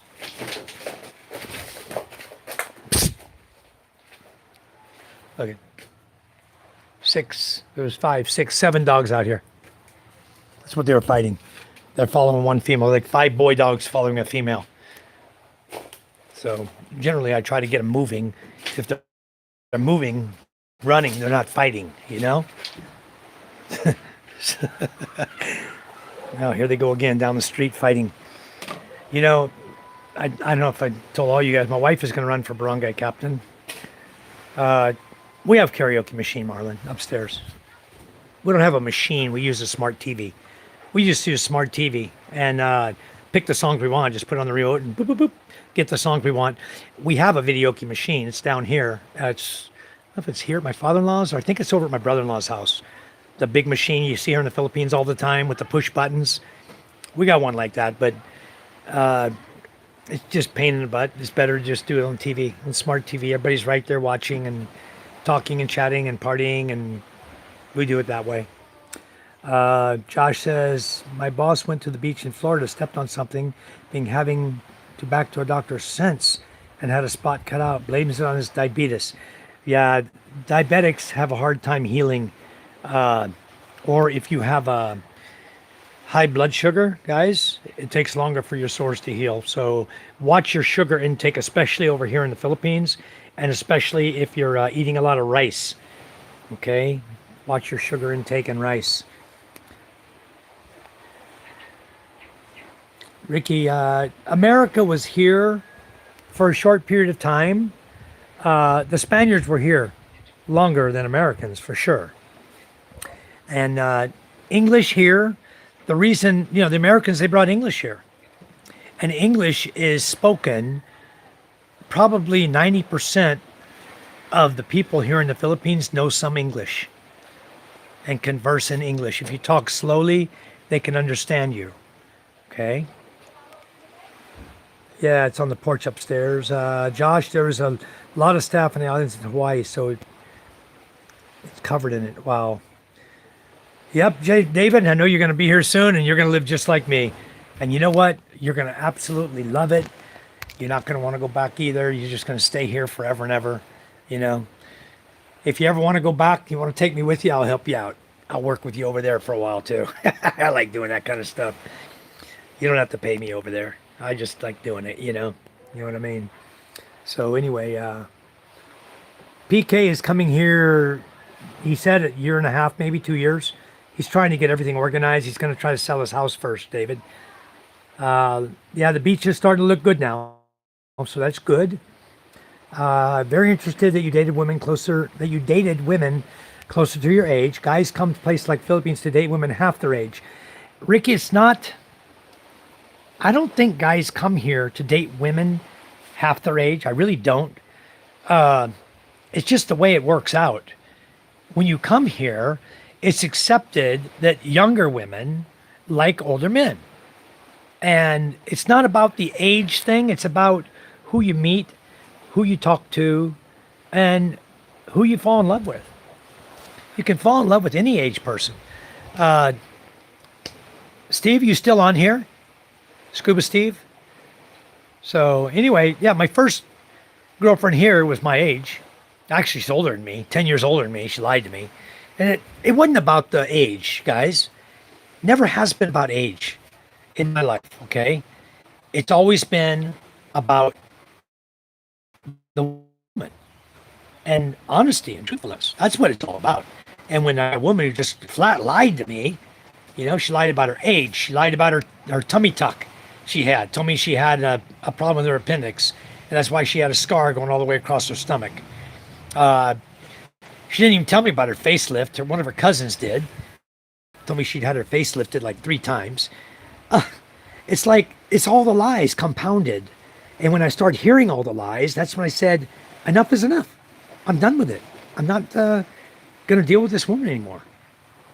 And then she started treating me like crap on top, you know, everyone else around her. She thought she could treat me like she's treating everybody else. And at that point, I was just a money machine for her. She's rich. She had many money. I'm going to tell you in a minute who her first cousin is, who the family is, okay? I'm going to tell you in a minute. But the lady owns a mountainside in Mindoro, sold many, many lots over there in Mindoro. And what's the name of that? Alba? Mindoro, right there. I forgot the name of it now. But anyway, she has a big mountainside she owns, and she's sold many, many lots over there. Okay, like sort of like a subdivision type thing. So the woman had lots of money. You guys are in the Philippines, or from the Philippines. You probably know a lady by the name of Karina Sanchez. She's a newscaster on TV. She's always doing news on TV. I think she's on GMA 7. Karina Sanchez is married to Mars Rojas.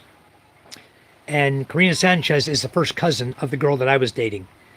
They came from a very wealthy family, the Sanchez family. So Karina's new name is not Karina Sanchez, it's Karina Rojas. But anyway, Karina used to date Mr. Aquino, who became the president of the Philippines. He's dead now, but he became president of the Philippines. And I could tell you a story about him too, because he actually came to the house of my girlfriend and I, my first girlfriend here. And when he came to the front door, Karina came in and went in the dining room, was sitting with Elizabeth. And then when Mr. Aquino came to the door, the maid answered the door. Or no, my girlfriend got up and answered the door when the doorbell rang. She got up and answered the door, and she told him, oh, you can just go downstairs here where the maids are staying. She thought he was the driver of Karina. So even a guy who became the president of the Philippines was treated that manner, okay? So now you kind of get an idea of why I didn't want to deal with that kind of living condition, living style, you know? It's not for me, guys. I'm just a laid back, down home guy, you know, who speaks truth and honesty. I hate lies, you know. I'm the most honest guy you're going to find around here. But that's just the way I was raised. I have integrity, you know. So anyway, my second wife, Ricky, is 23 years younger than I am. Okay. And she's the one who started talking to me first. She's the one who said hi to me first. Okay. And then she's the first one I met in person, the first lady I met in person after I broke up with my first girlfriend. I had not met any other girls. I don't go bar hopping. I don't go looking for girls. I was just sitting online in my spa there in Parañaque. I was on my computer. I found this site called Mambu. And so I went on and I put a little profile on there. And I was sending messages out to a few ladies. And Charm sent me a message and we got to chatting. And then we went to meet. And then the rest is history. We're married now with 3 kids, been together for 13 years or 12 years. So it's a wonderful life, Ricky. You don't have to necessarily look at age here as any factor in anything, okay? Because here, I don't know, how old are you, Ricky? Let's see how old Ricky is, if he's still with us, if I didn't lose him already. How old are you, Ricky? I'm curious. Correct, Fortune. You know it. I forgot you were still in here. You know all about this. Yep. That's exactly right. I'm reading Fortune's statement. It says, if you're with that rich girl, miserable life in high society, you won't have this kind of happy life. Exactly, guys. So you're 49. Okay. Well, Ricky, if you're not married and you come to the Philippines, honestly, I wouldn't date a girl under 25. I get this recommendation to all you guys out there. Don't date a girl under 25. For a second there, guys. So anyway, I was saying I was fortunate to meet the lady I met, Charm, who's my wife today. And we were only married, we were together. We met November 18th. I clearly remember the day we met. And we met November 18th of 2012. I broke up with my ex, my first girlfriend, here in October. And it was November 18th, so it was about a month. I was running my spa. I had 5 massage therapists working for me, and they also did nails. We didn't do hair. And it was called Let's Tone It Spa. It may be still on Google. Maybe you could still find it on Google. Might be able to find it there. Been a lot of years, though, so maybe not. But anyway, it was called Let's Tone It Spa on Aguirre Avenue in Parañaque. That was my spa. And I built that whole spa. I had used my money to build it all. Came here. I did a joint bank account with my first girlfriend, Elizabeth. And when we broke up in October, she emptied my bank account. She emptied the business account. The 2 moments after we broke up. It couldn't have been more than 30 minutes. Stop for her was the bank. As if she knew exactly what she was doing. As if she's done this before. That was her first stop, was the bank. Took all the money. So I was left with $200 in my pocket. That's all I had, guys. And my next paycheck, she got. I didn't even get that. It was in a bad signal. It was, the money was going direct deposit into her account, the joint account we had, that she emptied. Okay? So business account, joint account, gone. I left. Charm and I moved out of there December. Is that better, PK?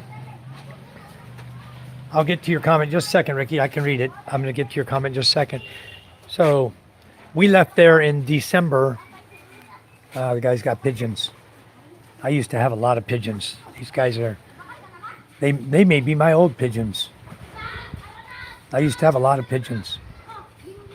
They look like my old pigeons. That's funny. I had so many birds, guys. I had like 30 birds, 30 pigeons. The kids used to like to take them and fly them. We don't do that no more. I gave them to a guy. I think he ate them all. But 49, one star says, I'm also 49, no kids, no wife. I'll be looking for a Filipina 25 to 35. If she doesn't own a rooster. If she don't own a rooster, I'm out. Did you see my video I posted up this morning, guys? I posted a short video this morning. And I went out. My dog finally made it down here. Let's see, is he going to go swimming? He loves the beach too. Where's he going? He's just going to sniff around and smell where all the other dogs have been. Usually he'll go out and go like my kids. Before I get to back to Ricky, who's 49 years old and single, divorced. Been living in Thailand, but dating is tough here because of the language barrier, difficult for genuine connection. I agree, Ricky. The language barrier is very, very difficult there. I have a distributor selling my products in Thailand. And lucky for me, he speaks very good English. He went to college in the U.S., so he speaks excellent English. And I went to Thailand with the family this year. We went in May, and 2 weeks in May. I took him on vacation before school was going to start again. So we all went to Thailand. And 2 weeks is too long to spend in Thailand, in my opinion. I was ready to go home. I just wanted to leave, you know. It was like, done a bunch of things. Ramayana Water Park, Pattaya Shore, they call it. I went to Supalai. I went to Atunaida, Dream World. We went a lot of places. We had a great time. Kids loved it. And then we came back. And Thailand language, I didn't even try to learn. All I did was I'd take my Google Translator. I would put it on the menu so I could read it in English. and then I would just reach out and touch what I wanted, and that's what I want. Or I'd to ask my wife, "You want the same thing?" Yep. I'd just tell them two, and I point to it like that, and they understood that. Thai language is hard, guys, and I wouldn't want to live there. And Ricky, if I was you, I would probably migrate myself over to the Philippines. So it's not about dating younger girls, though. That's not why a lot of guys come here. If a guy's coming here to date younger girls, he's probably not going to be my friend. I don't like pervert guys.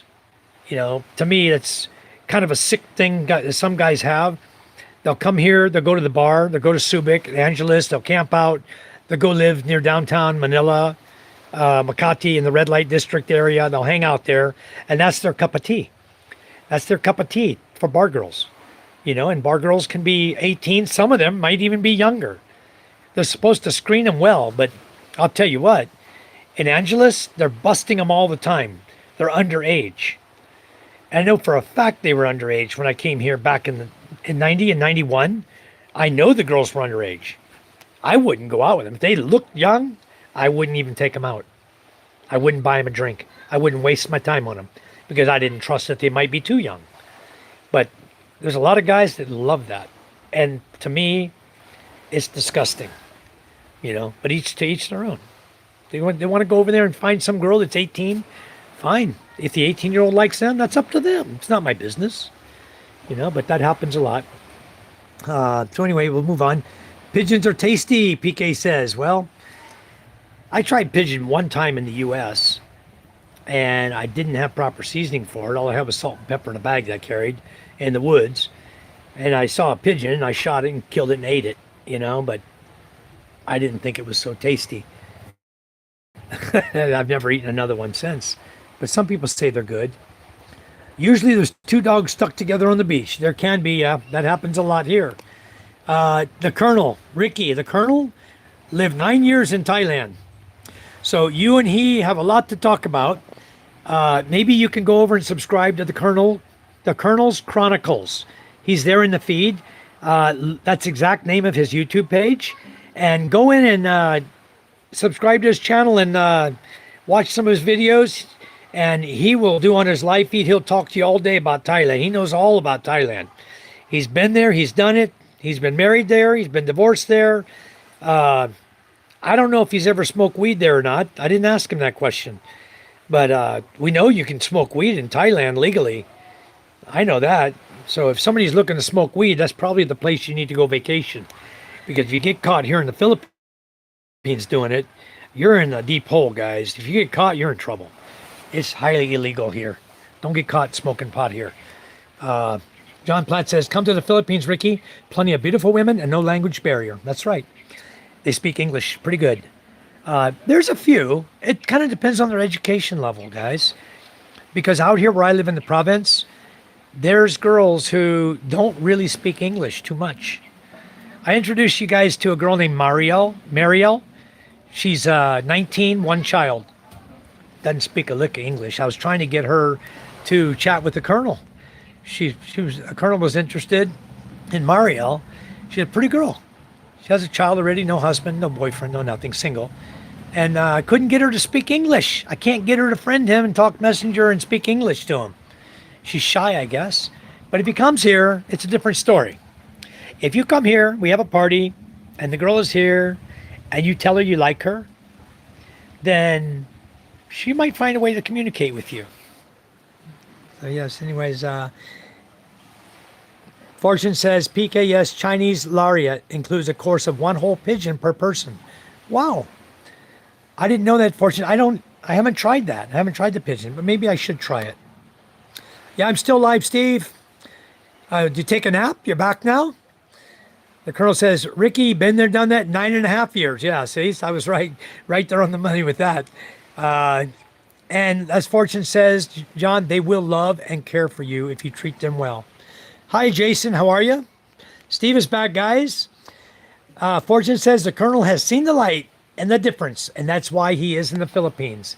It's exactly right, Ricky. He's here because he's already known everything that happens over there and that this is a much better place for him to be. Very, very nice. The colonel is now talking Thai to us, guy. Pam Pood Thai Dai Nid Noi. I probably butchered that all up, didn't I? John Platt says, "Hey, Colonel Sanders, keep rocking them shirts, man." Yep. He says, "Yeah, John. Colonel, I'm going fishing again tonight. We're going to a different area, so I won't be able to go live unless you want to go live after I get back. And that's going to be somewhere around 9 o'clock-ish, maybe even a little later. If you want to take a nap this afternoon, we go live together. That'd be cool. And hopefully we'll catch some fish tonight, you know." But PK says, "I go hunting for pigeon and dove here in the U.S. It's actually pigeon and dove season here now." Very nice. I like dove. I like robins, red-breasted robins. Cedar waxwings. We used to eat those when we were kids. You know, the small birds. But pigeon, the only one time I tried it, I don't know why it didn't taste good to me. I don't know. Maybe I ate something that wasn't supposed to be eaten. I don't know. Anyway, the Colonel Chronicle, guys, make sure you subscribe and like on his channel and watch his videos. He's got a few videos coming up.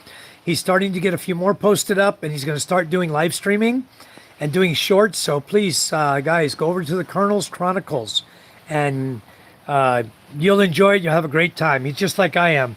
He just loves to talk and have a great time with everybody, and he and I are a lot alike. That's why we do a lot of live feeds together, and it works well for us because we have such a great time doing it with you guys. Yeah. The Colonel's now planning to go to the best city where you can have Western feels and provincial feels at the same time. Not crowded, clean, walkable space, loving and gentle people. Iloilo is quite a nice place, guys. But I have a feeling that once Colonel comes to visit over here, that he's going to want to pack his stuff up from Iloilo and move to Masbate. I just got a sneaking suspicion about that. I think he's going to love my lifestyle so much, and the ocean and the beaches, and just, it's a whole different game. There's ocean around Iloilo too, though, so he can have fun over there. And he'll be closer to Boracay. It's like a 3.5-hour ride by bus to Boracay, or a car. One star says, "Hell, I've done good learning Visayan, and the ladies seem to judge me like I'm a slutty guy. And now I just want to keep it to myself. They seem to want a fresh off the boat white guy." Yeah, 1 star. Fresh off the boat, leaving in 2 weeks. That's what you tell them. "When are you leaving, sir?" I'm going home in 2 weeks." Oh, they're all over you. Enjoy. So the Colonel's Chronicle says, "I grew it." The Colonel is named Doug, guys. For you guys that want to know, his first name is Doug. Very, very nice guy. And you can learn everything about him on his channel. So please do go over and subscribe to him. PK, can you put the Colonel's site right here at the bottom, please? If you could, or just post it for everybody. And also, PK, while you're at it, post yours on there so everybody can find you as well. PK Adventures, guys. He has a lot of videos. He does a lot of adventures, and PK's in the U.S. and New Mexico. So if you guys could go also to his channel and subscribe to him, guys, and go watch these guys when they go live. It's much, much appreciated. PK says, "Colonel, my family has a wheat farm here, and I don't really smoke either." Yeah. You know, it was funny, guys. I went to Baguio, up in the mountains of Baguio, and we went for a little vacation up there. We were spending a couple nights there. That place was freezing cold, guys. The water, whew, we had to heat water in a coffee kettle, electric coffee kettle, so we could pour it in a bucket so we'd have warm water to take a shower. You mix it with the freezing cold water. Otherwise, you turn the shower on, you might as well be washing with an ice cube. Freezing cold. I said, "No, this isn't for me. That's too cold." So I got the kitchen kettle and I heated up hot water. I did it twice. Put all the hot water in the bucket, then I mixed it with my hand until it got, adding cold till it got warm, and then I took my shower. Everybody else can do it whatever way they want to do it. That's how I did it. There wasn't no hot water there. But anyway, I was up in Baguio, and I was walking through the strawberries area. You can go there and you can pick strawberries. You can go in the back. They've got tomato plants growing, and lo and behold, right in between their tomato plants, what did I see? Mary Jane, happy in life, growing away. was like, wow, check this out, guy. Yeah, and then I mentioned something to one of the workers there. I said, oh, that Mary Jane looks nice. It's growing good. Oh, yeah, it's okay. So anyway, Baguio, go up there and visit them. You might see the same plants, same area of plants by the tomatoes. You'll find them. That's funny. You tried that though on a Chinese Filipino wedding. Okay, cool. I don't do it. I quit when I quit smoking anything, guys, when I was 48 years old. I quit smoking cigarettes. I never smoked anything after that. Steve just says, I just finished lunch with Lenny, my lady. We're going to the market for some food for a Sunday party. Well, Steve, I'm hoping you do a live feed on Sunday so that we can jump in there and enjoy a live feed with you. Okay, Colonel. It'll be after I get back from fishing. So, and again, it's going to depend on the weather. I'll let you know when we're leaving. I'll let you know that we're going because you guys won't see me live before I get back. I don't have a Wi-Fi mini, but every time I think about it, and then the new battery that James is bringing back, I'm seriously thinking about going to buy one. Just flat out buy it. I think the battery is like 9,000 in the unit. I think it's 24,600. That's one I saw. It's still that price, or it's going to run somewhere around altogether around 42,000 maybe for everything. But I'm thinking to go ahead and buy a Wi-Fi mini, and I recommend that for PK and David too. When you guys come here, don't get the Starlink, the standard. I got the Gen 2 on my house. You see the issues I'm having it on and off.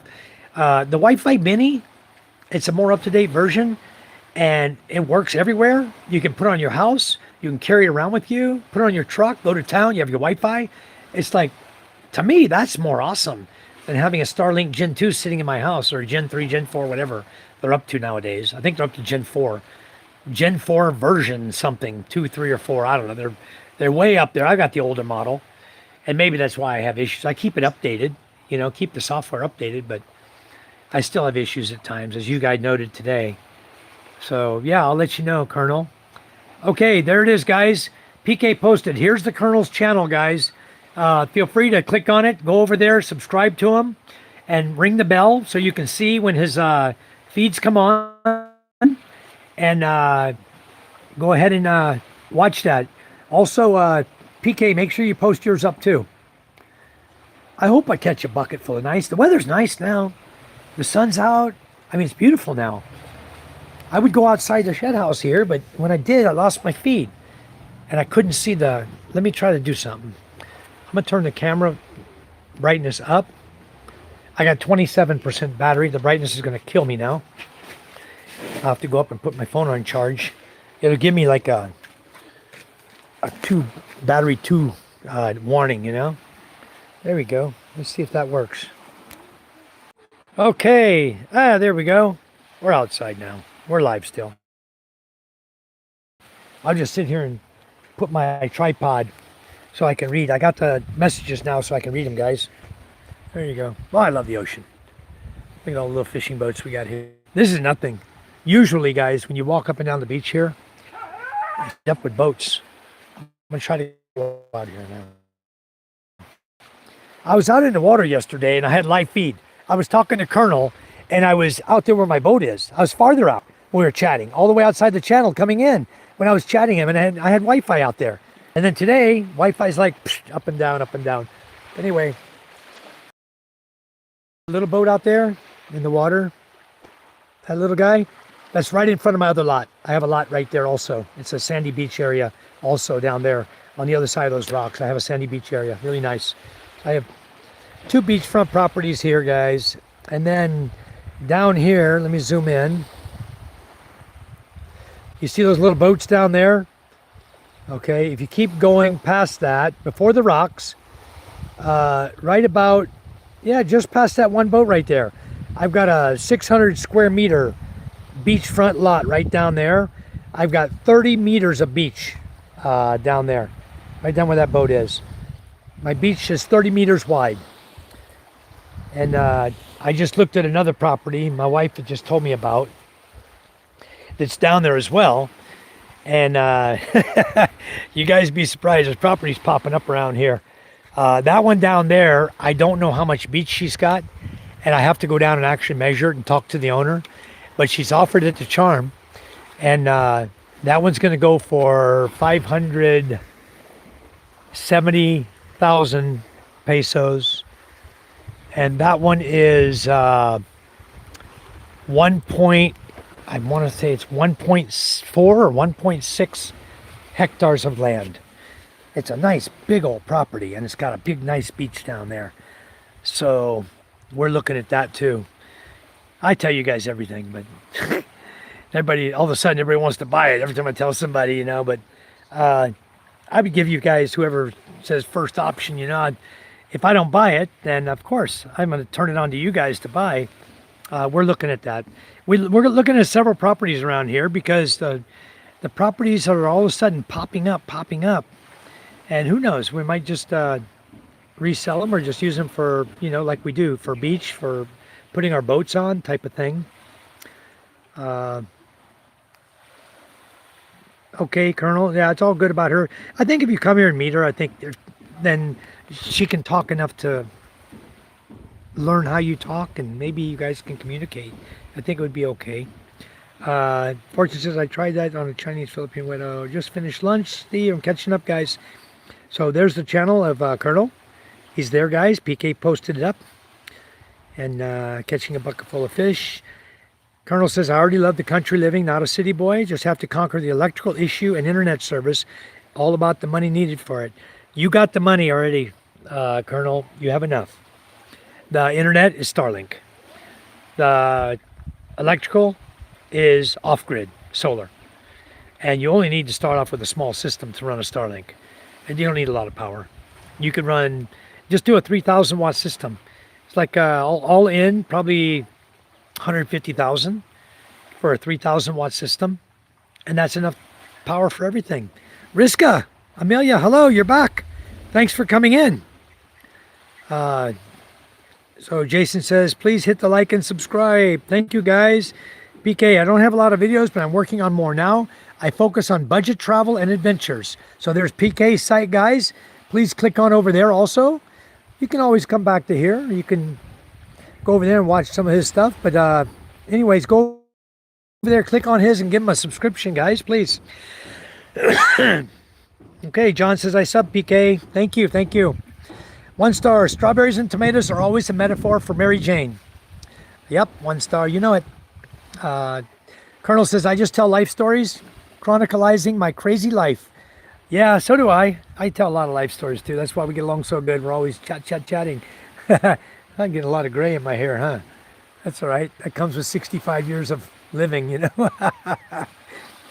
But yeah, you're going to do Starlink, solar Starlink mini, and rain catchment, you know, for water and stuff. That's good. Sometimes it's a problem though with rain catchment too, PK, because sometimes, like 2 years ago, we had 6 months straight, no rain. 6 months. I'm not joking. There was no rain here. No rain came to my village. And I lost so many plants because of it. I couldn't grow a garden. We couldn't keep it watered properly. And they killed all my avocado trees. I lost like 30. And some of them were 6, 8 feet high. Big ones. They just burnt to a crisp. So Josh says, Michael, I've seen where some guys will use the underwater lights to attract fish. Would it be legal to put clip on some of those glow-in-the-dark snap sticks in your net? I have better, actually, Josh. I have the electric underwater lights. You put AA batteries in them. And I have the flash green, green, red, blue, different flashing colors. I have a lot of them. The problem is when you're deploying the net, if you watch him deploy the net, he's holding the weight, right? In one hand, the floats are on the other. If you put the light on, it's going to catch in the net. And so your net's not even going to deploy properly. And when you're deploying the net, you can't stop the deployment. You'd be holding the net, dragging the whole net while the boat's moving. You know what I mean? So you can't really stop the deployment to clip lights on. It'd be extremely, extremely difficult to put lights on. That's why I've never done it. And I thought about it a million times. How can I come up with a plan, you know, to attach them next to the floats so that they won't tangle in the net? And it's just, too difficult. So I didn't do it. But I do it when I'm doing pusit fishing, guys, for squid.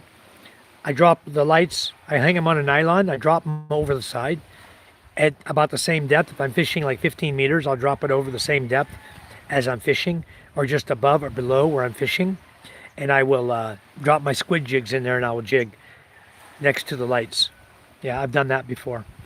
That seems to work okay. I'll tell you, the first time I went jigging for squid, guys, I didn't feel a squid.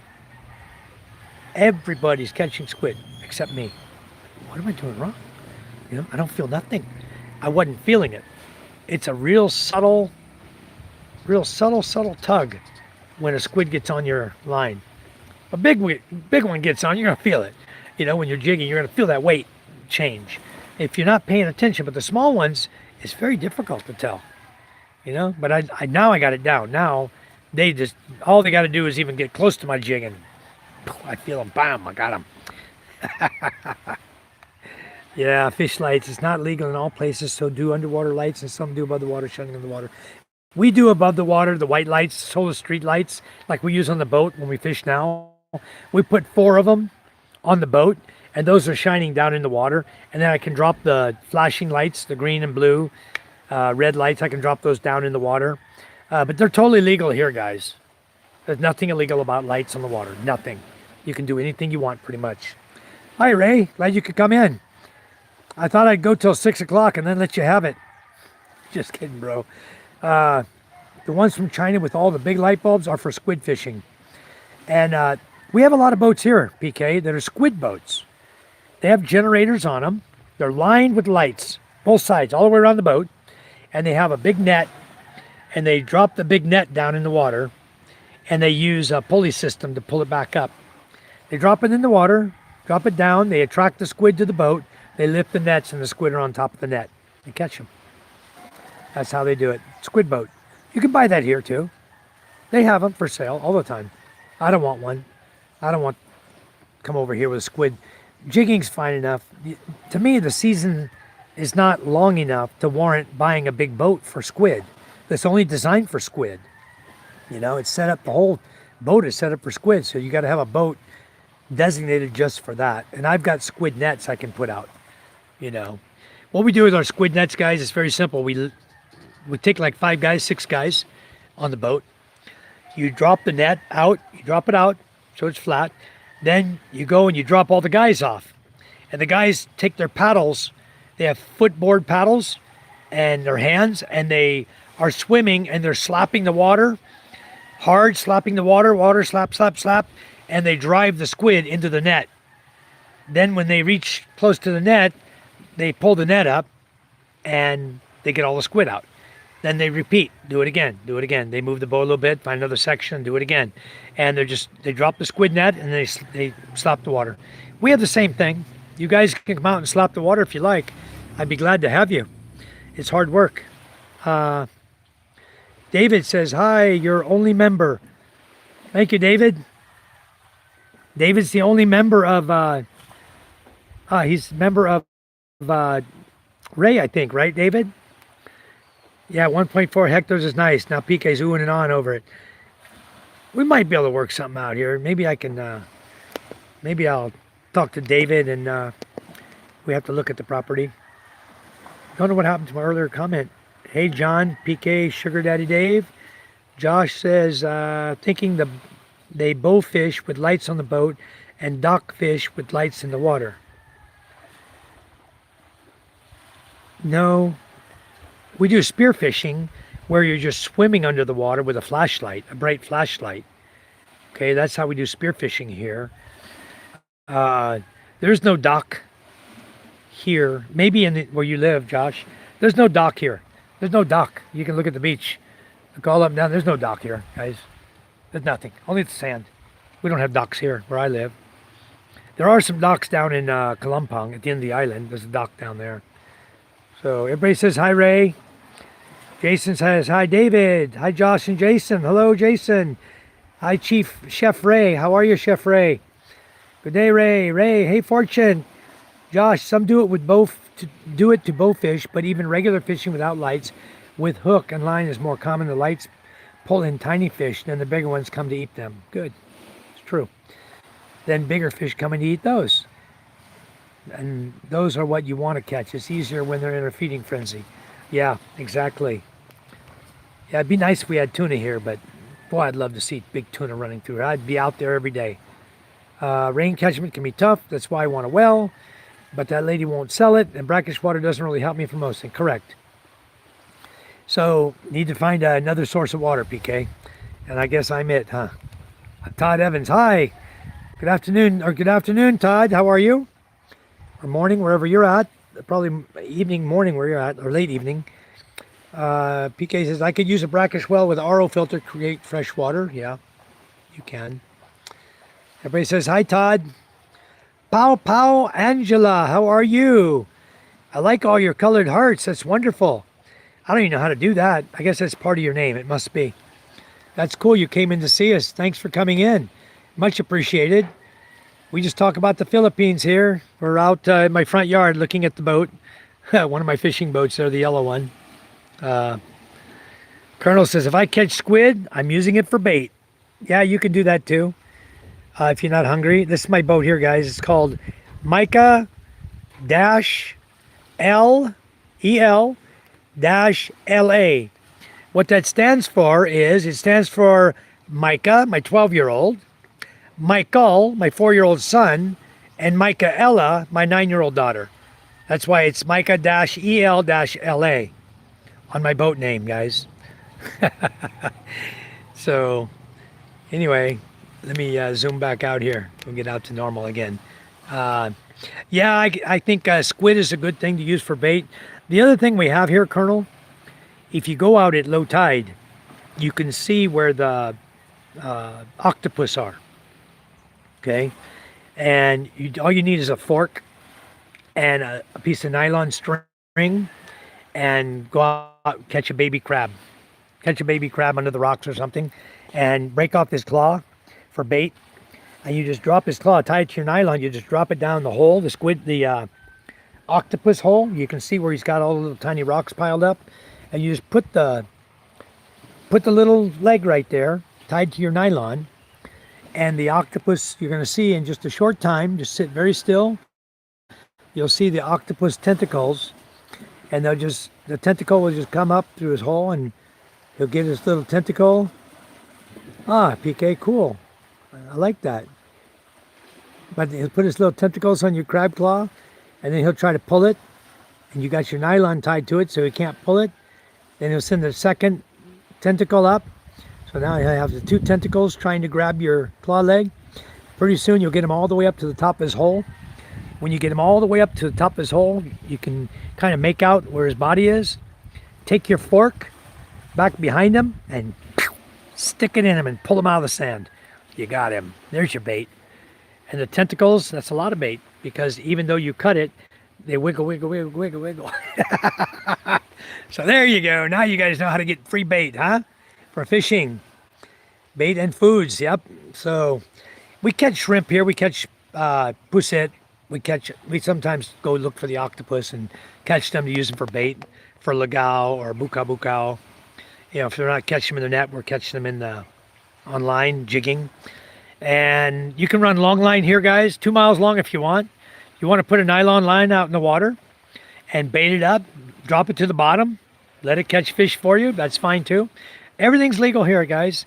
Just not to go out and drag illegal nets. There's an illegal net. It's half-inch square green net they use here, and they put big weights on it. They drag them through the ocean, shallow water, through the corals, and they take all the fish they catch. And they're catching fish anywhere from half-inch long all the way up to big fish. And they take them all. They separate them in buckets in the market, and they sell them all. People buy everything at different prices. You know, like little small ones, maybe they're going to get 20 peso per kilo for little sap-saps. People eat that. You know, you can just cook them and eat them whole. People eat that, though, and it's just unbelievable. They would steal all the babies away. So now, when you go to get the big sap-saps, there's none left, because these boats go out here and steal all the babies.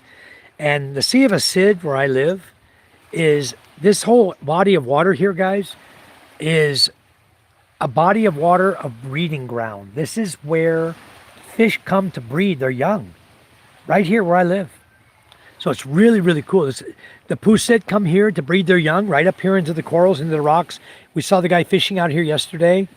Where was he at? He was over, no, he was back here. I'll show you where he was at, right by this Kauaian out here. Let me just zoom in a little bit and put it on the Kauaian. Nope, that's a fishing pole. Where are you? Ah, no, naked eye tells me it's over there. Hold on. It's this way, right between the boat, right there. That Kauaian right there, that's our channel marker. And right underneath that is big corals. And they go out, straight out from where it's at, towards the ocean. Ah, looky there, huh? What do we got here, guys? Speaking of illegal fishing, I'll be dogged. He's out there. There's two of them. Wow, I'll be damned. Right there's one. And right over here to the right. Oop, hold on. Got the leaf in the way. I wanted to zoom in on the leaf. Where are you at? There he is.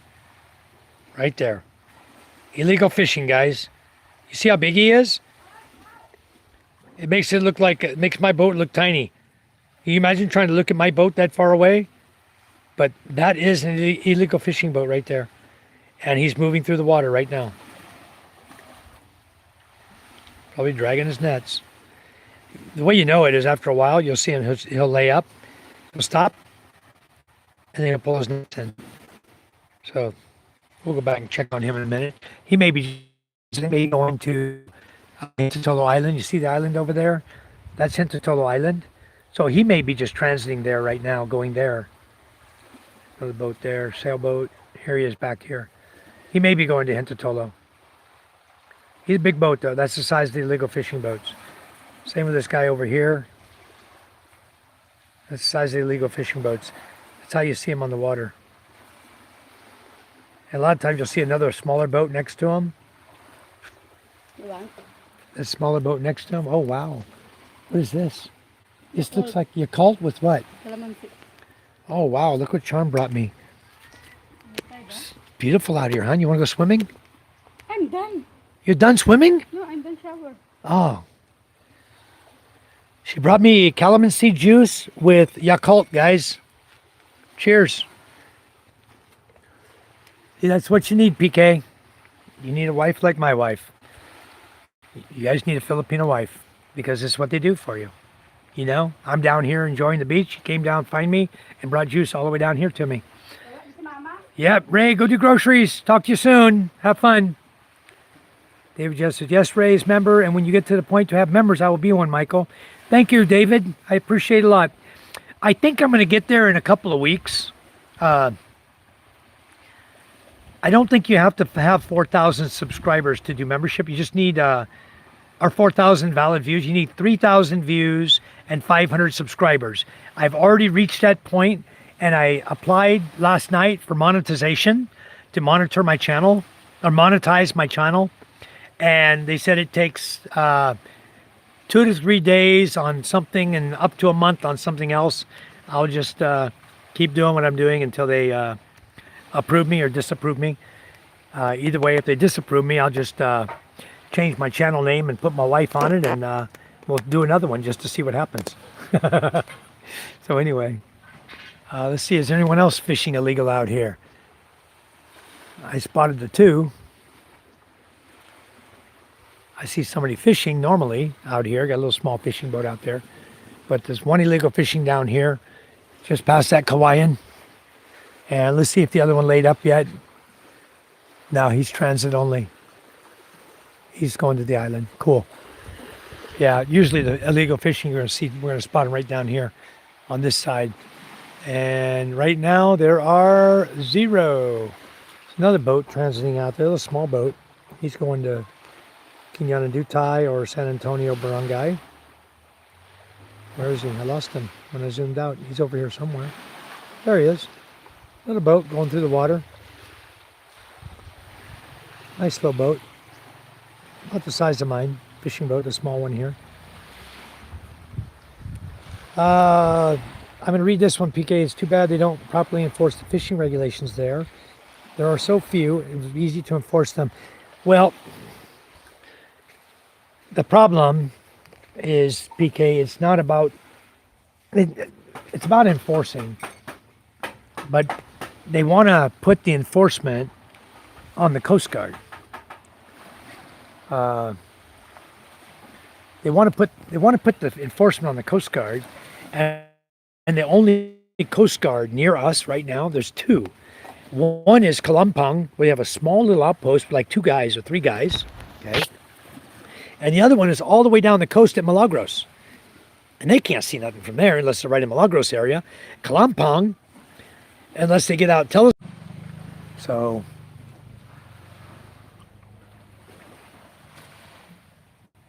staying hydrated, PK. Wow, that's good. Yakult, I think, channel, Micah and Ella, they have their own. They won't. Yeah, me with my sister, guys. That's Micah and Ella's channel. Yeah, they won't give you anything reporting it, and they won't do anything about it when you do report it. That's the shame, because the boats illegally fishing are owned primarily by barangay captain. All the different barangay captains own illegal fishing boats. A lot of them do. And the mayor has a legal fishing boat. Several other people. Again, Wi-Fi is in and out. I don't know what the hell's going on. It's hard to get cloudy again, so I may be bothering it. When you go over to San Antonio, where I park my truck, there's about 5 or 6 illegal zippers over there. And then if you go to Hanggan and Pangaranan, which is farther down where we're going to go fishing tonight, you go down there, they call them palipads. And we talked about one on my live feed last night, on the video I made, rather, last night. So anyway, the palipad, to the trollers, the troll the nets up above, not on the bottom, they troll above, dragging nets. Those guys catch all the upper fish. The zippers are catching the lower fish. A small light, nobody's going to know it's not a small fishing boat, you know? So they put the light close to the water. And then the only time they'll turn on the light is when they're pulling in the nets. And then the lights will go out again. The guys will transit pulling their nets again. So hardly ever see them, you know? But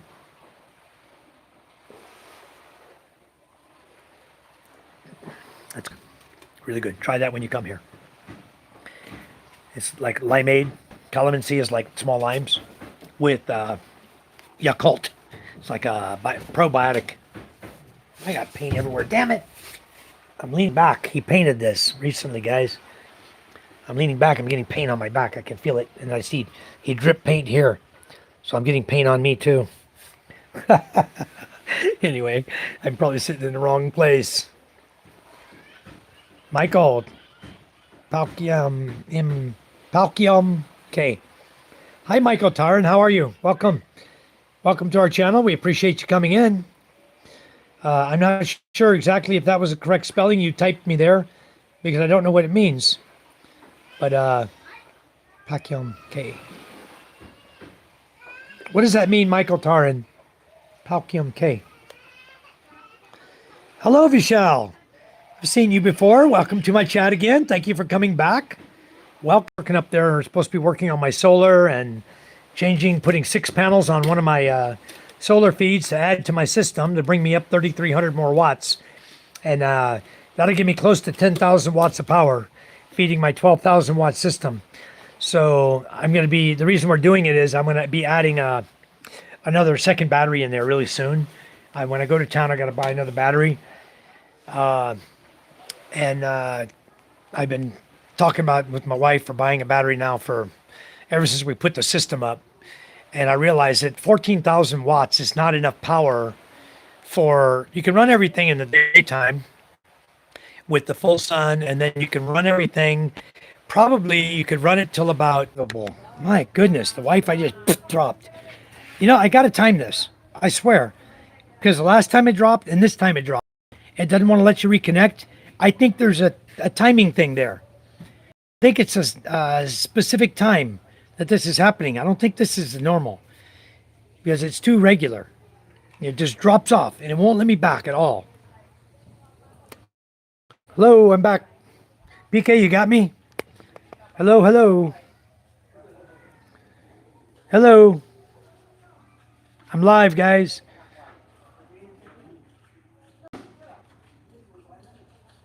Hello. PK, you got me? Okay. Hi, Vishal. No, it's mine. My internet. Like always, something always happening. It's not a bad day. It's partly cloudy skies today. The clouds went away. You can hear me? Okay, good. So, lost my train of thought. My Wi-Fi just totally interrupted me, you know? Anyway. I had to come over here to the other shed house. This is the other shed house here. But that one over there where I'm sitting, the one I built, now has white paint all over it. Now I got to wait on the white paint to dry, and I got to talk to the guy that's doing the painting and ask him to please not to drip paint where we got to sit. That's just going to get on our clothes, you know? They can't get sloppy with their painting. I want it to look nice. I don't want it to be all paint spots everywhere, you know? Hi. Hi, how are you? How was school today? Hi. Hi. Are you his sister? Huh? How old are you? How old? How old are you? 8. You're 8, and how old are you? 6? And you're taller than he is. She's 6 years old. She's taller than her brother. Wow. Yeah, guys. She's 6. Come up here. How tall are you? Let me see. Come here. Come here. Are you tall as him? You taller than him? Stand up here. You are. You're taller than him. She's 2 years younger. 2 years younger, but taller than her brother. Okay. You got to get to school. All right? Yes. Bye-bye. Have fun. Bye. Be careful walking there, okay? Be careful. Yeah. PK says it's working great. Great spot here, Mike. Okay, I'm here. Yeah, I guess he's unbelievable. The the children. Here's a boat right here, guys. You guys want to see what a pump boat looks like? Close up. I can show you this one if you guys want to see what it looks like. Close up. This is my uncle's boat.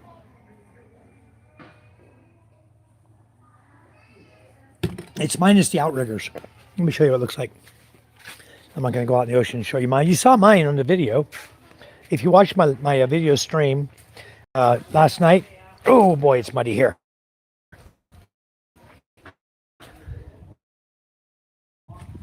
Pump boats like, guys, just a narrow boat. And this one's got water in it, of course. There's outriggers here, fatigue, everything's cut and removed. All the outriggers are laying over there on the ground. I got to walk slowly here, make sure I don't get a sticker or something in my foot. But yeah, his boat needs to be emptied. There's all this fatigue. The orange one's is fatigue, and then the white is the outriggers for this boat. Took them all off, throw them down there. Here's a piece of one right here. Anyway, back here, let me go see if I can go past this board here. Back here's the engine area, guys. This is where your rudder goes. Down here through this tube. The rudder comes out here, goes in right here, comes up, and then you have your rudder arm out here with your kawayan to steer. This one is a water-cooled engine that he had in here, and you can see his pipe coming out, the water. This is the water discharge that comes out of the engine, spits out right there. He doesn't have the engine in the engine, and he discharges the water. I think side, you can't see it good, but he has this one was designed, I'm sure this one has a scoop power engine, and track it up to the drive shaft goes right here where this big pipe is, okay? And then on the back of this boat, he was probably running about a 14-inch propeller, which you see his pipe, he's only running one shaft here. Oh, single, looks like a 1 inch or 3/4 inch hole. So I think it's a 3/4 inch hole there. Anyway, so he's running a 3/4 shaft. That means he wasn't running a real big engine. Maybe he was running a 3-cylinder in here. But I don't know what he was running. This is my uncle's boat, one of his boats. I guess he's going to refurbish it, make it good again. What's the name? This is the Anthony, yeah. Anthony. Yeah, this is the Anthony boat. I know his boat. I knew it when it was running. But now, no longer running. Tore apart. Needs refurbishment. See the plywood's all peeling. No good. Should be using that marine plywood. That looked like ordinary plywood there. Not marine plywood. But anyway, I'll show you what I walked through a second ago, guys. When I walked over, look at my footstep in the mud. Deep mud over there. I ended up getting my slipper a little muddy. You guys, when you come over here, get used to paying for ladies to come and do your nails. Just get used to it. It's like 70 pesos to do your toes, 70 pesos to do your fingernails. You know, it's a good thing to have done. I need mine done now. They're getting dirty again. So dirty here. And I don't even ask my wife to do it. Am I back? Did I lose you guys? I'm back now. I think my feed's still going okay. Hello.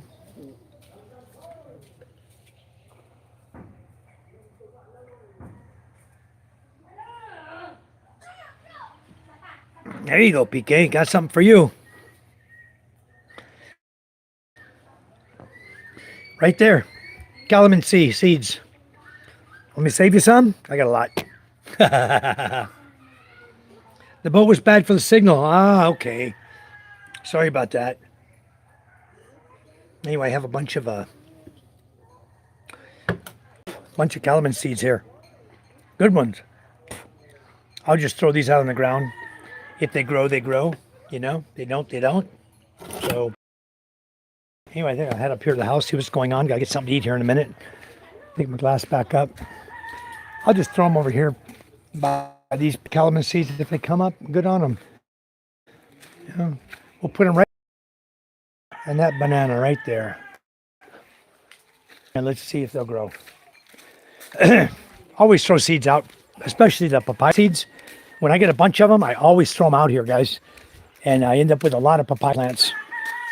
But the maid went through. Here's one over here growing. The maid went through. She cut a lot. There's some over there growing. There's one right here growing. Your ratio, you got to look at the seeds close. Oh, going up my driveway, guys. I'll lose you for a second. My walkway.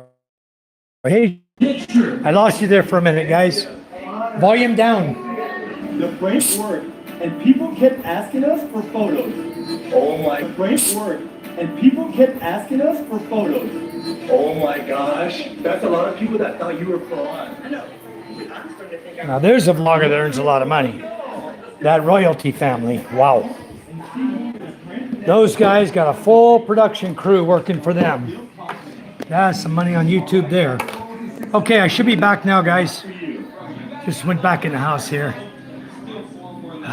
Nice day. I'm not going to turn the aircon on. We don't need it today. It's still kind of cloudy out. But the We gotta convince your teacher that that's Quran. kids are enjoying themselves. I'm going to get something to eat, guys. I appreciate everyone who came in. And I'll prepare to go fishing this afternoon. The plan is we're going to go fishing in another area farther out. Farther than James and Karen went with us. We're going out a good ways. Same boat, same time, same channel. Actually, we're going to leave early. We'll probably leave here by 3:30 to 4 p.m. and get out there. It takes about an hour and a half to cruise out there. And this little boat moves pretty fast, so you know it's going pretty far if we're going to take an hour and a half cruising with double engines running, you know. So right now we're pushing 30, or right now we got 38 horsepower on this small fishing boat. So it kept going in and out. I apologize for that. And one day I might have a decent, Starlink is the best I can get, guys, right now, but one day we may have a better signal. Who knows what's going to happen in 10 years. Maybe they'll bring good Wi-Fi through here. I know Converge is trying to come into it's in Balut. Converge is all the way in Balut, but that's still a mountain away from me. You know, it's over the hill, the other side of the peninsula. So we'll see what they do. If they ever get around to this side of the island, we might get something like Converge. and keep the mini, Starlink mini, or Starlink just in case it ever goes out. Plus some of the other Wi-Fi's, the people. But everyone take care. We love you. God bless you. And we'll see you on the next live feed. And stay tuned for my videos. I'll be posting up more videos. Thanks for coming in. We appreciate it. Much appreciated. Yeah. Hopefully, Big Bro is able to ask